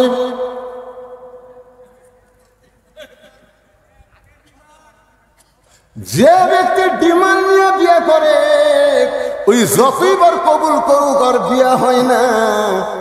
এই ডিমান্ড নিয়ে বিয়া করার কারণে স্বামী স্ত্রী মিলন হওয়ার পরে যে মালগুলা বাড়ায়, ওই মালগুলা কোরআনের মাহফিলে বসে। আপনারা আজকে সর্বাত্মক স্বীকার করবেন ডিমান্ড নেওয়া জায়েজ না হারাম? মহরনা দেওয়া ফরজ না সুন্নত? মহরনা দেওয়া ফরজ, সেই মহরনা দেয় না। আর যেই ডিমান্ড নেওয়া হারাম সেই ডিমান্ড নেয়। এরা কোনোদিন ভালো ছেলে হতে পারে না। ওমর ফারুক বললেন, মা তুমি একটা ভালো ছেলের খবর কোথায় পাইবা? কারণ তোমার তো কোনো অভিভাবক নাই। আমি একটা ভালো ছেলের খবর দিচ্ছি, দেখো তো ছেলেটা তোমার পছন্দ হয় না। মেয়েটা বলতেছে, আমিরুল মুমিনিন তাহলে আপনি ভালো ছেলের খবর দেন। ওমর ফারুক বললেন, ছেলেটার যোগ্যতা হলো 6 লক্ষ হাদিসের হাফেজ, 30 পারা কোরআনের হাফেজ, বয়স 22 বছর, গায়ের রং ফর্সা, চাঁদের বরং চেহারা। ছেলেটার নাম হলো আব্দুল্লাহ আর বাবার নাম হলো হযরত ওমর। মারে ও মা, আমি তোমাকে আমার বৌমা বানায়া, বেটার বৌমা বানায়া আমার বাড়িতেই তোমাকে অধিকার দিবার চাই। আপনারা বলেন তো মেয়ে মানুষের অধিকার আছে না নাই? আমি তোমাকে কি মা, জোরে কোন কি মা? অনেক মুরব্বী চিন্তা করতেছে, হুজুর বেটার বৌমা হয়, এটা আপনার ওয়াজে আমরা শুনি, কিন্তু বাড়ির তো দেখতে পাই না। এখন অনেক বেটার বৌমা না হইয়া বউ দজ্জাল হসে, আছে না নাই? যেরকম আছে না নাই? আপনারা যে বেটা করে বিয়ে করাছেন, কেবারে বেটার বউগুলা কেমন? কথা কয় না। আপনারা বেটা করে বিয়ে করার নেই, আগুন। বিয়ে করার আগে বেটা কি ভালো জানে, দুটা ডাব কিনে দেয়, একটা বাবু কাটা দেয়, একটা মাও কাটা দেয়। বাপ মাও কয় আমাকে আল্লাহ ফেরেশতা দিছে। কিন্তু বিয়ে করার পরে বউ যে কি কান মন্ত্র দিছে, আর আপনাকে এই কি জায়গার নাম হাটনগর আর থাকে না, এখন বউলিয়া চলে গেছে নওগাঁ। এখন নওগাঁ বউলিয়া থাকে, বাসা করছে, 3 তলা বাসা করছে, ওটি বউলিয়া থাকে। বাপ মা থেকে হাটনগর। একদিন বাবা অসুস্থ হয়ে নওগাঁয় ভালো ডাক্তার দেখানোর জন্য চলে গেছে। ভালো ডাক্তারের একটা লম্বা সিরিয়াল। দেখতে দেখতে রাত 9টা বাজছে। রাত কয়টা? এখন চিন্তা করে 9টার সময় হাটনগর কেমনে যাই। মন বলতেছে কে তোর বেটার বাসা নাই। তখন ওই মনের তাগিদে বেটার বাসার গেছে। বেটার নাম হলো আব্দুল্লাহ। কি সুন্দর নাম, আব্দুল্লাহ। আব্দুল্লাহ বাসা থেকে চুমটন দেখে আমার সবাই সার করে ডাকে, সাহেব করে ডাকে, আমার নাম ধরে ডাকলে মরদ কেড়ে। আপনারা বলেন তো, সন্তান যত বড়ই সাহেব হোক, নাম ধরে ডাকার মরদকে। আব্দুল্লাহ দরজা খুলে তাকায় দেখে বাবা এতিমের মতন দাঁড়ায় আছে। আব্দুল্লাহ বলে বাবা রাত 9টার সময়, কারণ খবর কি? বাপ বলতেছে আমার মন কখনো চাইনি তোর বাসাত আসা, কিন্তু ডাক্তারের কারণে বাধ্য হয়ে আমাকে আসতে হলো। আব্দুল্লাহ হাত ধরে বলতেছে বাবা এত রাগ কেন করছেন বাবা? বাবা মনে মনে কয় রাগ তো তোর উপর করিনি, তুই যে মালটা বিয়ে করছো। রেস্ট রুমে এখন বাপকে বসায় দিয়ে আব্দুল্লাহ আস্তে আস্তে বউয়ের কাছে গেছে। বউ যে ঘরে ঘুমায় আসে না চাদর দিয়ে, ওই ঘরের মধ্যে যে আব্দুল্লাহ ফিস ফিস করে বলতেছে লক্ষ্মীটি, সোনার ময়না, বাবা আইছে। কি হচ্ছে? তোমার বাবা যখন আব্দুল্লাহ আব্দুল্লাহ করে ডাকলো, আমি কি ঠসা? আব্দুল্লাহ জোরহাত করে বলতেছে বাবা কোনোদিনও আসে না রে, আজকে বিপদে আছে, আর তুমি এইরকম করে ভাষা। বাবার সামনে একটু খাবার দাও। বউ বলতেছে আমার মাজা বেদনা করে, পিঠ শিরশির করে, পারলে তুমি দাও। আব্দুল্লাহর বাপ কি আর কম, চিল্লায় বলতেছে কে রে আব্দুল্লাহ, তুই কি মনে করছিস আমি খাবার জন্য যাচ্ছি? যাওয়ার জায়গা পাইনি রেখে তোর বাড়ি যাচ্ছে, থাকার একটু জায়গা, খাওয়া লাগবে না। আব্দুল্লাহ রাত 9টার সময় বাবা না খাইয়া ঘুমায় গেছে। রাতটা যখন 11টা বাজে, তখন আব্দুল্লাহ শালা। আপনারা আব্দুল্লাহর শালা বলতে কি বুঝতেছেন? বইয়ের ভাই। 11টার সময় সে ডাকতেছে শেফালি আপা, আব্দুল্লাহর বইয়ের নাম হলো শেফালি। শেফালি আপা, সঙ্গে সঙ্গে শেফালি কম্বল ফালা দিয়া মারছে লাভ। আব্দুল্লাহ তাকায় দেখে কম্বল আছে, বউ নাই। বউটা দৌড়ে গিয়ে গেট খুলে বলে ভাইজান এত রাত্রে কোত্থেকে? বলে ক্যারাম বোর্ড খেলতে খেলতে রাত হয়ে গেছে, আপা আমি একটু ঘুমাবার চাই। বলে কিসের ঘুম? আগে খাওয়া। তুই না খাইলে ঘুমাইলে আমার চোখে ঘুম ধরবে না। এই বলে ভাত গরম, গোস্ত গরম, মাছ গরম, সব গরম করে ভাইয়ের সামনে দিয়া বলতে খাভাই খাভাই, তুই না খাইলে আমার কলিজার শান্তি নাই। আব্দুল্লাহ মনে মনে চিন্তা করে 9টার সময় আমার বাবা আইছে, তখন তোর মাজা বেদনা করে, পিঠ শিরশির করে, আর 11টার সময় খাভাই খাভাই খবর কি? বার হয়ে দেখে 5 তরকারি গরম ভাত, শালার মাথায় বইয়ের হাত। কয় তরকারি? 5 তরকারি গরম ভাত, শালার মাথায় বইয়ের হাত। খালি বারবার বলতেছে আর এক টুকরা খা ভাই, তুই না খাইলে আমার কলিজার শান্তি নাই। আব্দুল্লাহ চুপি চুপি বাবা যেই ঘরে ঘুমাই, ওই বাবার ঘরের জানলার কাছে 0 বাল্বের আলোতে তাকায় দেখে বাবার শুকনো মুখটা দেখতে পায়। আব্দুল্লাহর চোখে পানি পড়তেছে। যেই বাবা নিজে না খাই আমাকে লেখাপড়া করাইছে, যেই বাবা মাটির বিছনার থেকে আমাকে খাট বানায় দিছে, আজকে আমার সেই দরদের বাপ না খাই আছে, আর সালাদ সামনে 5 তরকারি গরম ভাত, আমার কি কিছুই করণীয় নেই। সঙ্গে সঙ্গে আল্লাহর কোরআন বলতেছে আল্লাযী খালাকাল মাউতা ওয়াল হায়াতা লিয়াবলুয়াকুম আইয়ুকুম আহসানু আমালান ওয়া হুয়াল আজিজুল গফুর। আল্লাহু আকবার। আব্দুল্লাহ রে, তোর মৃত্যুর হায়াতকে আমি আল্লাহ সৃষ্টি করেছি, পরীক্ষা করার জন্য সুন্দর আমল করতে হবে। আল্লাহ কোরআনে বলেছে ওয়াকাযা রাব্বুকা আল্লা তা'বুদু ইল্লা ইয়্যাহু ওয়া বিল ওয়ালিদাইনি ইহসানান।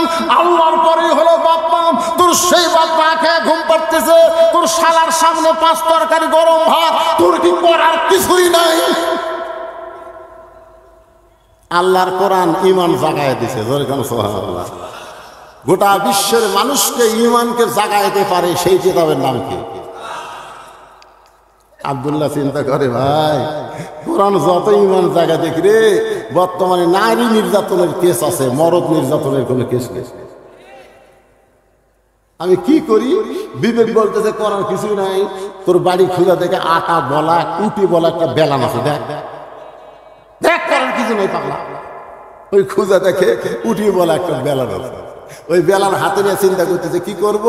বিবেক সবচাইতে বড় আদালত। বিবেক বলতেছে তোর বউ তো তোর শালাক ভাত খিলাচ্ছে, কোনো দিকে খেয়াল নাই। কারণ মেয়ে মানুষেরা যখন তার বাপের আত্মীয় আসে তখন আর অন্য কোনো দিকে খেয়াল থাকে না, একটাই খেয়াল, খালি তার বাপের আত্মীয়। পরে কোন কথা ঠিক কিনা? এখন যে হারে খিলাচ্ছে ওর তো কোনো খেয়াল নাই।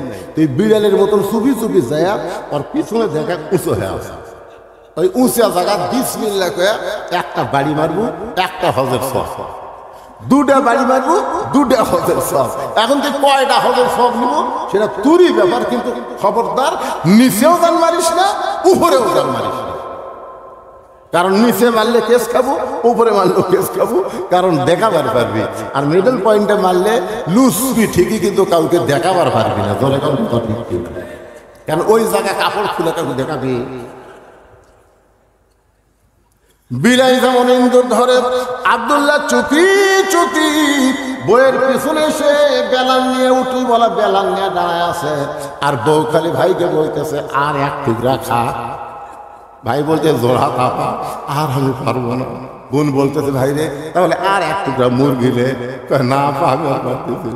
আব্দুল্লাহ কয় আমার বাপ না খেয়ে আছে, তোর পিঠ ব্যাপ না, তুই শিশির করে কম্বল ছাড়লি না, তোর ভাই খাবার চাই না তারপরেও খাবার দেশ। এই রাগ করে মারছে বাড়ি, এত জোরে বাড়ি মারছে, ফুটবল লাত্তি মারলে যেমন শব্দ হয় ওই জায়গা বাড়ি মারলে শব্দ হবে, কিন্তু খুব জোরে লাগবি না। মাঝে মাঝে প্র্যাকটিস করে দেখবেন, বইয়ের ওই জায়গায় বাড়ি মারবেন, শব্দ হবে কিন্তু খুব জোরে লাগবি। কাকু বলবার পারবি, আমার এই মাথার উপর মারছে, কাকু বলবার পারবে? খালি লুজ বেশি। যে গাড়ি মারছে বউ দৌড়, শালাও দৌড়। শালা চিল্লায় বলে দুলা ভাই এত রাত্রে আমার বোনকে মারলেন কেন? আব্দুল্লাহ চোখের পানি বের করে বলে তোর বোন আমার কে হয়? তোর বোন আমার কে হয়? তোর বোনকে আমি এত ভালোবাসি, হাটনগর বাপ মাকে বাদ দিয়ে আমি নগর শহরে শুধু তোর বোনের জন্য একটা বাসা বানাইছি। কারণ বউকে ভালোবাসার কথা ইসলামে আছে না নাই? এজরে কারণ ভালোবাসার কথা ইসলামে আছে না নাই? আল্লাহ নবী ঘরের মধ্যে বসে আছে, এমন সময় উম্মাহাতুল মা আয়েশা রাদিয়াল্লাহু তাআলা আমাদের উম্মা, আমাদের মা ঘরের মধ্যে ঢুকছে। নবী বসে আছেন, মা আয়েশা ঘরের মধ্যে ঢুকছে, সঙ্গে সঙ্গে নবী দাঁড়িয়ে গেলেন। মা আয়েশার সম্মানে নবী দাঁড়ালেন না, নবী দাঁড়ায় দরজা বন্ধ করে দিলেন, জানলা বন্ধ করে দিলেন।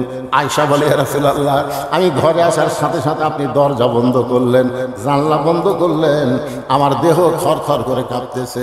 রাসূল বলে কি কারণে তোমার দেহ কাঁপে? বলে আপনার জুতার পরশে আল্লাহর আরশ ধন্য হয়ে গেছে। হুজুর যদি কোনো বেয়াদবি হয় এই কারণেই আমার দেহ কাঁপতেছে। রাসূল বলে আয়েশা, একজন নবীর জুতার পরশে আল্লাহর আরশ ধন্য হয়েছে, একজন নবীর জুতার পরশে। আয়েশা বলে হুজুর আপনি তো সেই নবী। রাসূল বলে যতক্ষণ দরজা খোলা ছিল ততক্ষণ আমি নবী ছিলাম, কিন্তু যেই দরজা বন্ধ হয়েছে আমি আর নবী নয়, আমি হলাম স্বামী আর তুমি আমার বিবি। বউকে আদর করার কথা ইসলাম আছে না নাই? নবী বলতেছেন একজন নবীর জুতার পরশে আল্লাহর আরশ ধন্য হয়েছে।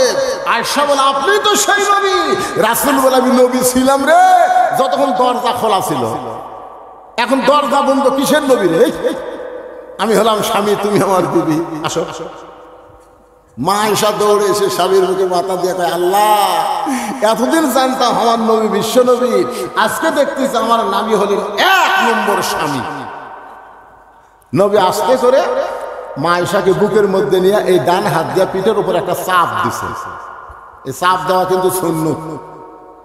আপনারা বুকের মধ্যে নিয়ে একটা কি দিবেন, কথা কয় না মানে শোনেন, ফেতনার জামানায় একটা সুন্নত আমল করলে 100 গলা কাটা শহীদের সওয়াব।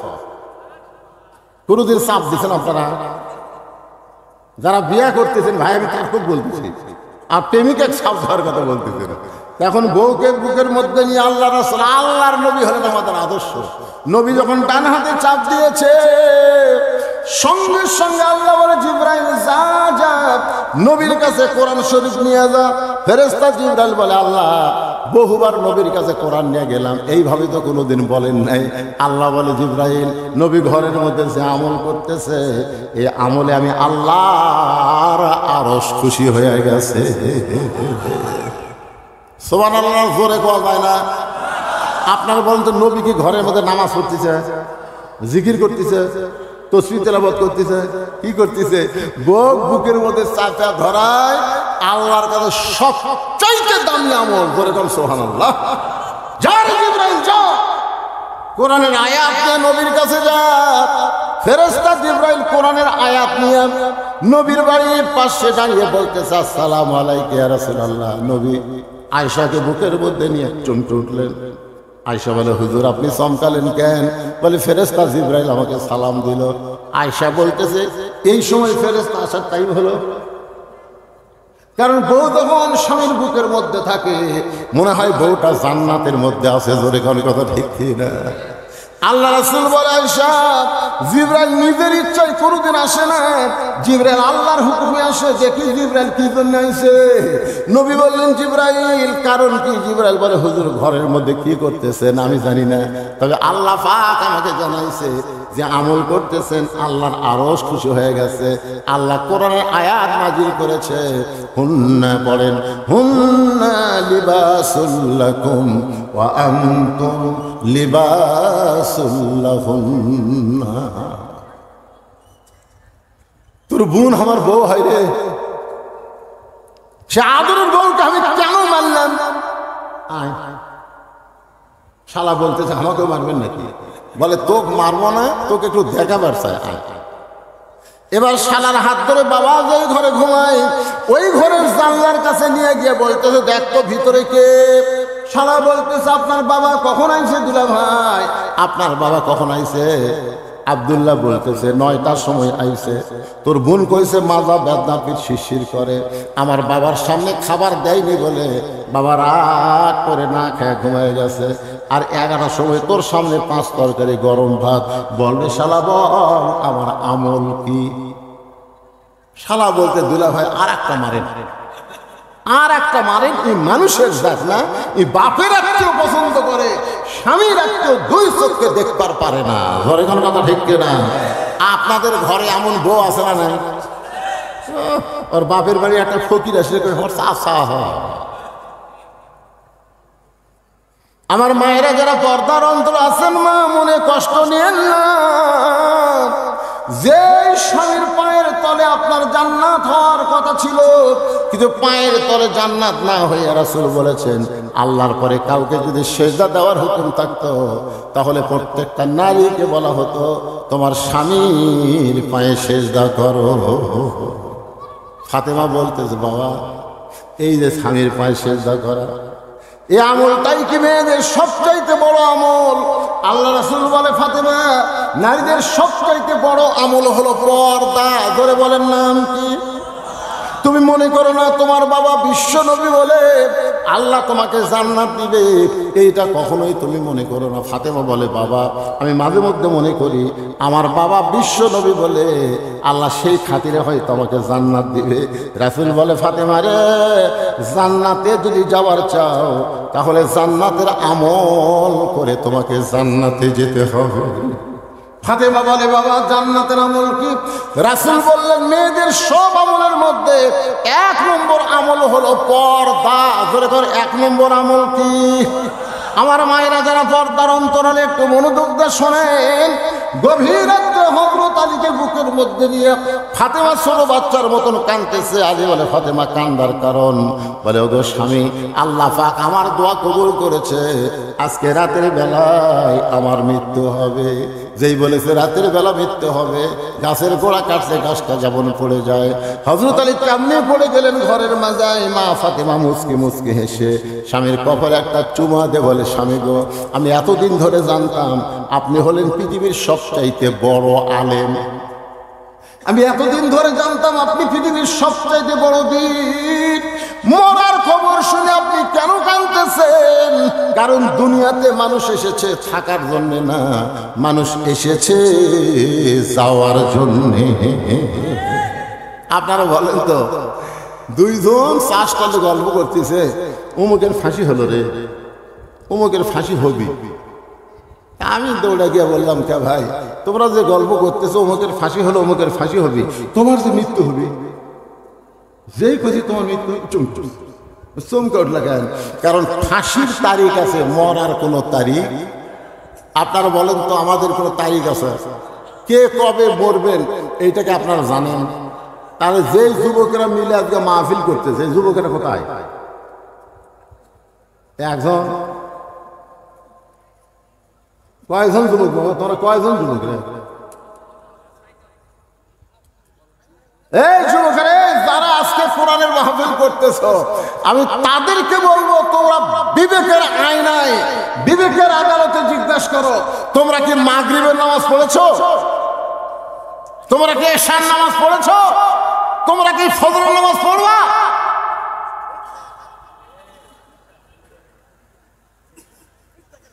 না ঠিক জায়গা থাকা। সারা জীবন ঘুষের চাকরি করছে, বুঝলেন? সারা জীবন কিসের চাকরি? যখন ঘুষের চাকরি শেষ হয়ে গেছে তখনই কান দিচ্ছে, আল্লাহ আল্লাহ আমি তওবা করলাম, আল্লাহ আর ঘুষ খাবো না, আল্লাহ আর ঘুষ। আল্লাহ কয়, ফেরেশতা কয়, কান সারা তর মারতো, শালা কি করে? যতদিন ঘুষের চাকরি আইছিল তখনই তওবা করেনি, এখন চাকরি শেষ আর ঘুষ খাওয়ার পারবি না, তখনই তওবা করতেছে। বুড়া বয়সে আল্লাহর কাছে কান দিচ্ছে, আল্লাহ আমি আর চুরি করবো না, আল্লাহ আমি যৌবন বয়সে যা করছি করছি, আল্লাহ বুড়া বয়সে আর চুরি করবো না। আল্লাহ কয়, চুরি করার ক্ষমতা আছে?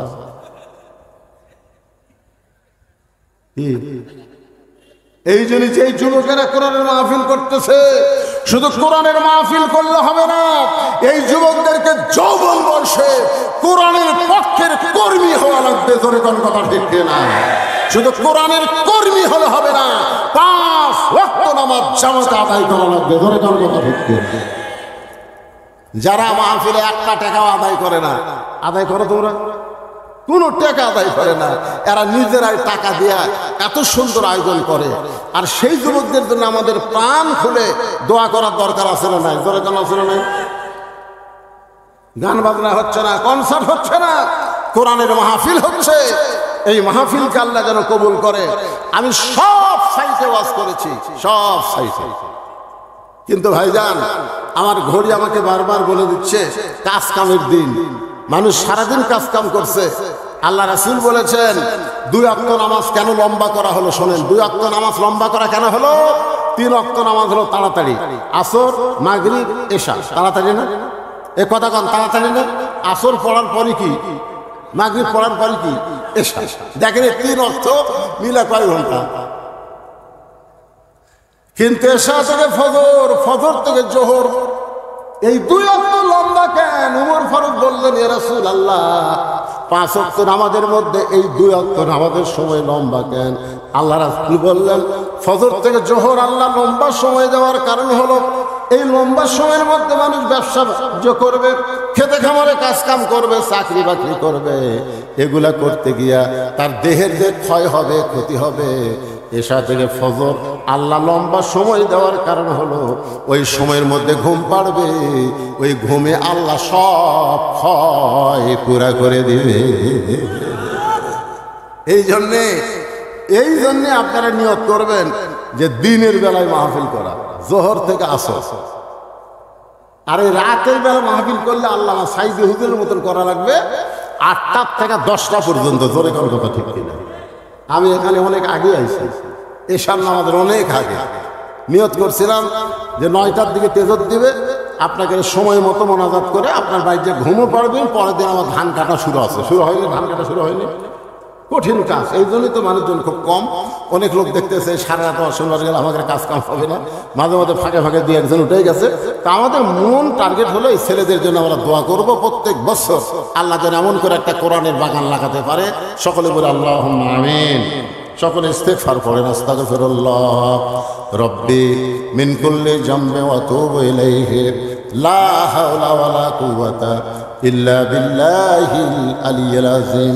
আল্লাহুম্মা সাল্লি আলা সাইয়্যিদিনা শাফিনা নাবিয়িনা মাওলানা মুহাম্মদ ওয়া আলা আলিহি ওয়া সাহবিহি ওয়া বারাক ওয়া সাল্লিম। আল্লাহুম্মা আমিন।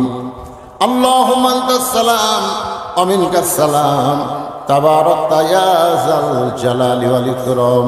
হে আল্লাহ, মাগরিবের নামাজের পর থেকে অনেক রাত পর্যন্ত তোমার পাগল বান্দারা আরামের বাড়ি ঘুমকে বাদ দিয়া কোরআন হাদিসের মহব্বত কলিজার মধ্যে নিয়ে এই জান্নাতের বাগানে বসে বসে কোরআন হাদিসের আলোচনা শোনার শেষে আমি গুনাহগারের সঙ্গে রহমতের দরজায় ফকির হয়ে দোকানা হাত তুলেছি। আল্লাহ মেহেরবানি করে আজকের মাহফিল আমাদের সকলের হেদায়েতের জন্য, নাজাতের জন্য, জান্নাতের জন্য কবুল করে না। এই মাহফিলের শুরু থেকে শেষ পর্যন্ত যত আলোচনা হয়েছে এর মধ্যে যদি ত্রুটি হয়, ভুল হয়, মাফ করে দাও। এর যা হাদিয়া মঞ্জুর করো সোনার মদিনায় নবী পাকের রওজা মুবারকে আল্লাহ তুমি কবুল করে নাও। তামাম আম্বিয়ায়ে কেরাম, আসহাবে কেরাম, তাবিঈন কেরাম, তাবা তাবিঈন কেরাম, তামাম পৃথিবীর মাটির নিচে যত মুমিন মুমিনাত আছে আল্লাহ সকলের আরওয়াহ আর হাদিয়া কবুল করো। আল্লাহ আমরা যারা হাত তুলেছি আমাদের জনম দুঃখনি মা যাদের কবরে চলে গেছে, ছোট্ট একটা শব্দ হলো মা, এ নামের মধ্যে যে কি মধু, যাদের মা নাই তারাই বুঝতেছে। এই দরদের মা যাদের কবরে গেছে আল্লাহ মেহেরবানি করে মায়ের কবরকে জান্নাতের টুকরা বানায় দাও। আমাদের দাদা দাদি নানা নানি আত্মীয় স্বজন কবরে চলে গেছে, আমাদের দরদের বাপ যাদের কবরের ঘরে চলে গেছে আল্লাহ মেহেরবানি করে কবরকে জান্নাতের টুকরা বানিয়ে দাও। যে ময়দানে গান হচ্ছিল, কনসার্ট হচ্ছিল আল্লাহ সেইগুলো বাদ দিয়া তোমার যেই সোনার যুবকেরা আজকে জান্নাতের বাগান লাগাইছে আল্লাহ এই সকল যুবকদেরকে 5 ওয়াক্ত নামাজি কবুল করে জান্নাতি কবুল করে না। আল্লাহ এই যুবকদেরকে যারা সর্বাত্মক সহযোগিতা করেছে আল্লাহ তাদেরকে কবুল করো। প্রত্যেক বছর এমন করে একটা জান্নাতের বাগান যেন লাগাইতে পারে এমন ইমানি শক্তি যুবকদেরকে দান করে দাও। আল্লাহ হাটনগর মাহফিলকে কবুল করো। আজকের মাহফিলের সম্মানিত সভাপতিকে কবুল করো, সহসভাপতি, প্রধান অতিথি, বিশেষ অতিথির আল্লাহ তুমি কবুল করো। আলেম ওলামার কবুল করো, হাজী সাহেবদের কবুল করো, মুরব্বীদের কবুল করো, যুবকদের কবুল করো, কচিকাচাদের কবুল করো। পর্দার অন্তরালের মা বোনেরা আবিদা সালেহা পর্দানি কবুল করে মা ফাতেমার চরিত্র দান করে দাও। ফিলিস্তিনের মুসলমানকে আল্লাহ তুমি হেফাজত করো। তোমার ঘরের জন্য যারা জীবন দিছে শহীদের মর্যাদা দান করে দাও। আহত যারা অবস্থা আছে আল্লাহ সুস্থ করে দাও। আবার বাংলাদেশের প্রতি রহমত বরকতের বৃষ্টি বর্জন করে দাও, বর্ষণ করো আল্লাহ। আল্লাহ আসমানের বেলা আসমানে নাও, জমিনের বেলা জমিনে ডাবায় দাও। মাঠে ময়দানে যে ফসলগুলো আছে আল্লাহ সেই ফসলগুলো বরকতের সাথে তোমার বান্দা বান্দির ঘরে আসার তৌফিক দিয়ে দাও। আল্লাহ অসুস্থ অনেকে দোয়া চেয়েছে, কে কোন নিয়তে হাত তুলে আমিন আমিন করতেছে আল্লাহ সকলের নেক নিয়ত নিয়ে কাছে কবুল করো। আল্লাহ যুব শক্তিকে কবুল করো। এই মাহফিল কমিটির সভাপতি, মাহফিল কমিটির সেক্রেটারি, কেশিয়ার, মাহফিল কমিটির সদস্য, আল্লাহ সকলকেই তুমি জান্নাতি কবুল করে নাও। আল্লাহ কত মানুষের জানাজার নামাজ আমরা পড়েছি, এই দুই হাত দিয়ে কত কবরে আমরা মাটি দিয়েছি। একদিন আমরা সবাই মরে যাব, যেদিন আমাদের মৃত্যু হবে দিনটা যেন জুমার দিন হয়, মাসটা যেন রমজান মাস হয়। ইমানের সাথে ইজ্জতের সাথে এই দুনিয়া থেকে বিদায় নেওয়ার কালে আমাদের জবানে জারি করে দিও লা ইলাহা ইল্লাল্লাহু মুহাম্মাদুর রাসূলুল্লাহ সাল্লাল্লাহু আলাইহি ওয়াসাল্লাম। আসসালামু আলাইকুম।